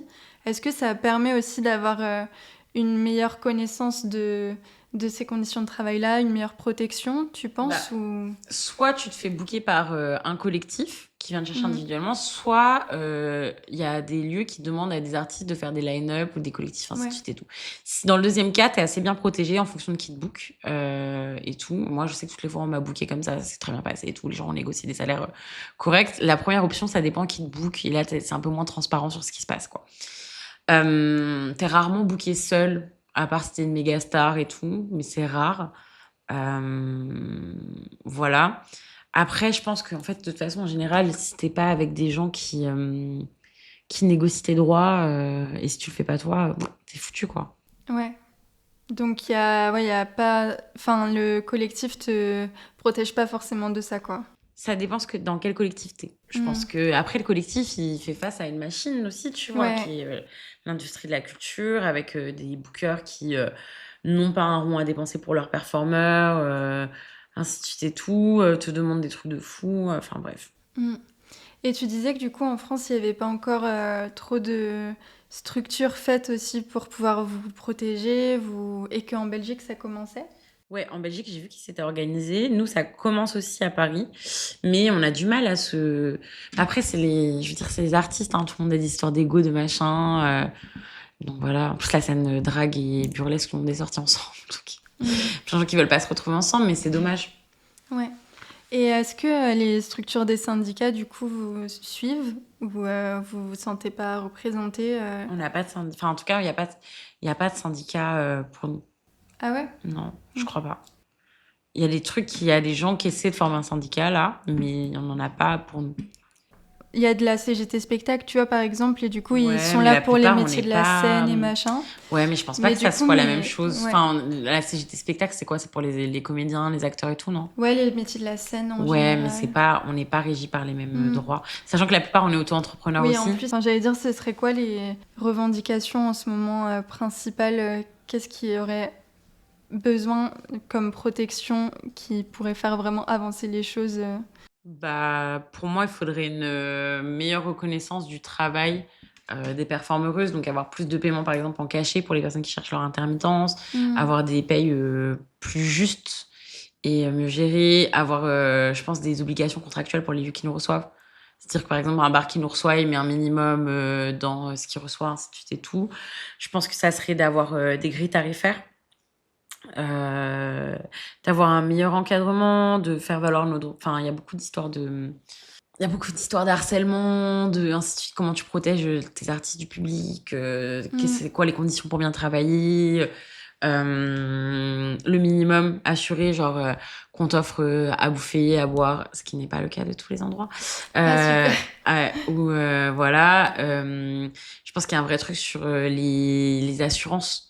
Les assurances, les mutuelles des artistes, ainsi de suite et tout. Enfin, en vrai, la plupart d'entre nous, ils sont pas de mutuelle, les gens. Genre, ils font des acrobaties à 4 mètres du sol, ils ont pas de mutuelle. Ouais, c'est ouf. Et tout. Prescap, c'est cher et tout, mais. Enfin, moi, j'avoue, j'ai fait un trauma crânien l'an dernier, j'ai resouscrit à ma mutuelle directe. Hein.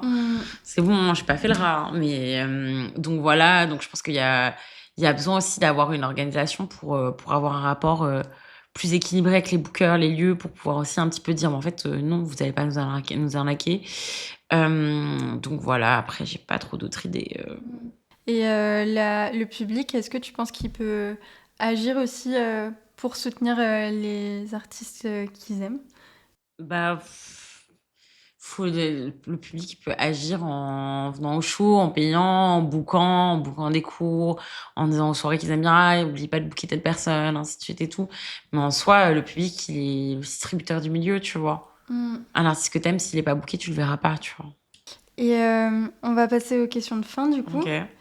Est-ce qu'il y a des futurs projets, donc à part l'ouverture du studio, c'est déjà un gros projet, dont tu voulais nous parler qu'est-ce qu'on peut te souhaiter pour 2026 Le 14 février, à la soirée de la Désamour. Et sinon, ouais, le studio de mai.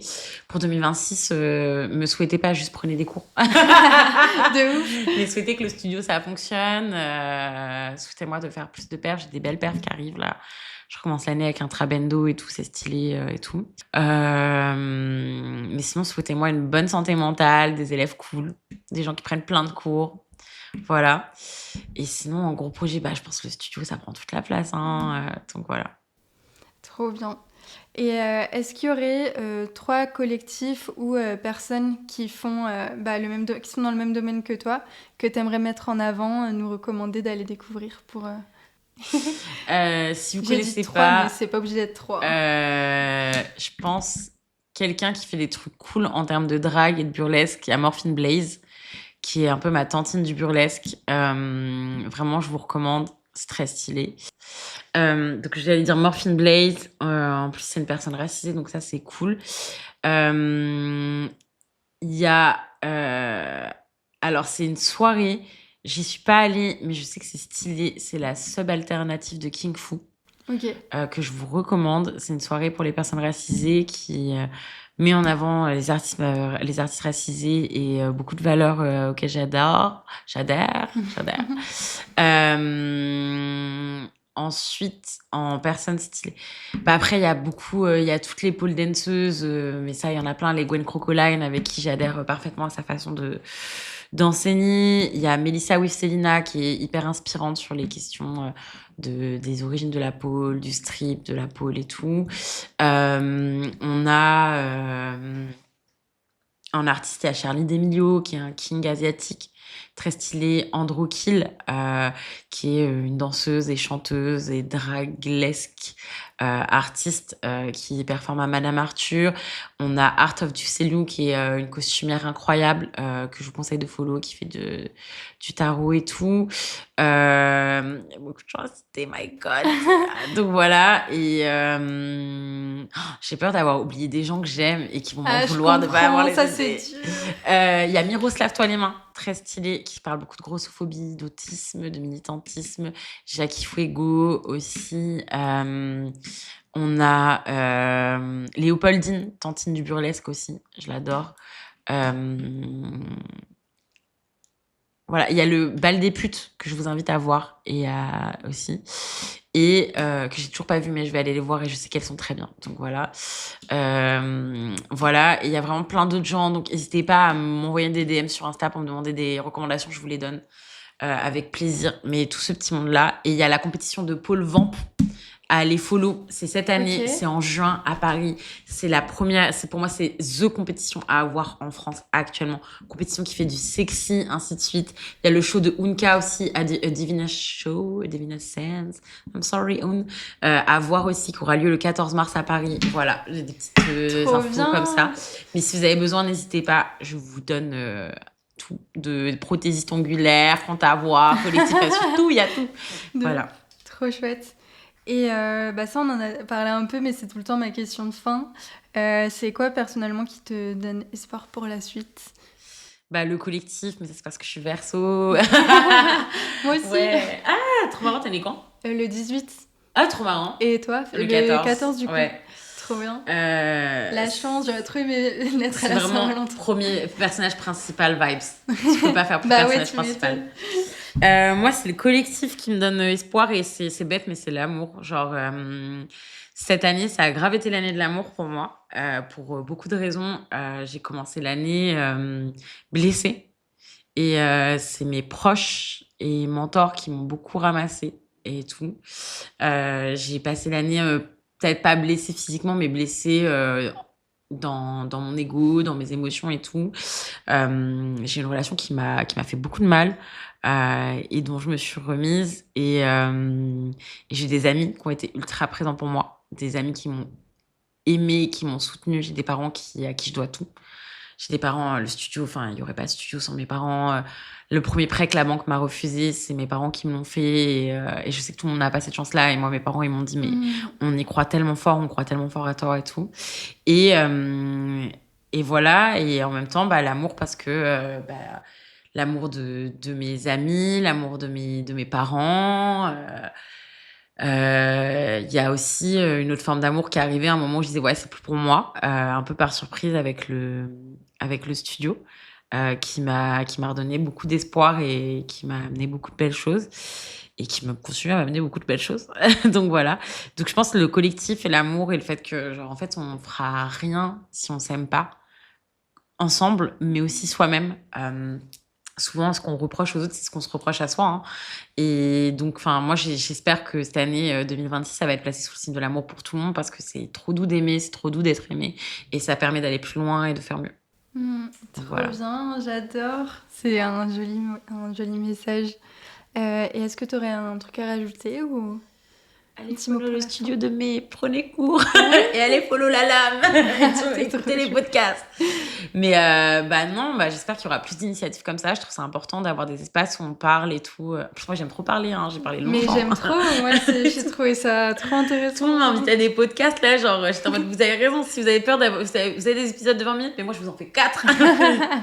Donc voilà, mais mot de la fin, j'espère qu'il y aura plus d'initiatives comme ça. Et franchement, je crois vraiment à un futur meilleur pour tout le monde. Et j'espère que là, on finit le cycle en 9, 2025. Bye! Et 2026, on recommence sur les chapeaux de roue. Oui. Après, je vais éviter de dire que c'est notre année, parce qu'à chaque fois qu'on dit de machin, c'est notre année, ça se passe mal. Donc, Ma meilleure pote, elle m'engueule maintenant. Tous les ans, je suis en mode, mais Meuf, l'année prochaine. Non, dis pas. Honte. Donc voilà, mais en fait, ouais, mot de la fin, bah genre, aimons-nous. Oh my God. J'adore. Ambiance blanche et adrette qui marche pieds nus sur la plage, là. Mais non, mais voilà, plus d'amour, plus de lutte, plus de joie. La joie, c'est une façon de lutter, c'est une façon de résister, surtout actuellement.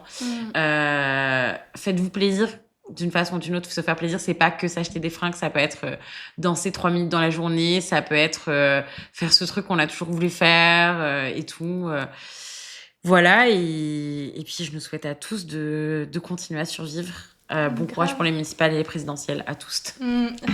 Trop bien. Bah, merci pour tout, vraiment. Moi, j'ai appris plein de trucs et je trouve que ton univers est trop intéressant. Tu t'es trop forte et j'aime trop te suivre sur les réseaux. Tu donnes trop la pêche à chaque fois.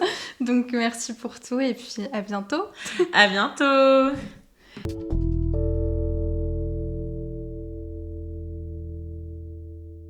Merci à vous d'avoir écouté l'épisode jusqu'ici. Merci encore à Vénus pour son temps. Je vous conseille 1000 fois d'aller suivre son travail. Et si le podcast vous a plu, j'ai vraiment besoin de votre aide pour visibiliser le projet. Alors n'hésitez pas à vous abonner à votre plateforme préférée ainsi qu'au compte du podcast et à commenter les épisodes, les posts, à les partager. Vous pouvez aussi faire un don sur le Tipeee de la Lame de façon ponctuelle ou mensuelle à partir de 1 €. J'en ai vraiment besoin pour pouvoir continuer à vous proposer ce genre de contenu, alors n'hésitez pas si vous le pouvez évidemment. Merci à vous pour votre soutien. Je vous retrouve dans 2 semaines pour un nouvel épisode et en attendant, je vous souhaite plein de bonnes choses pour vos projets. Merci et belle journée à vous.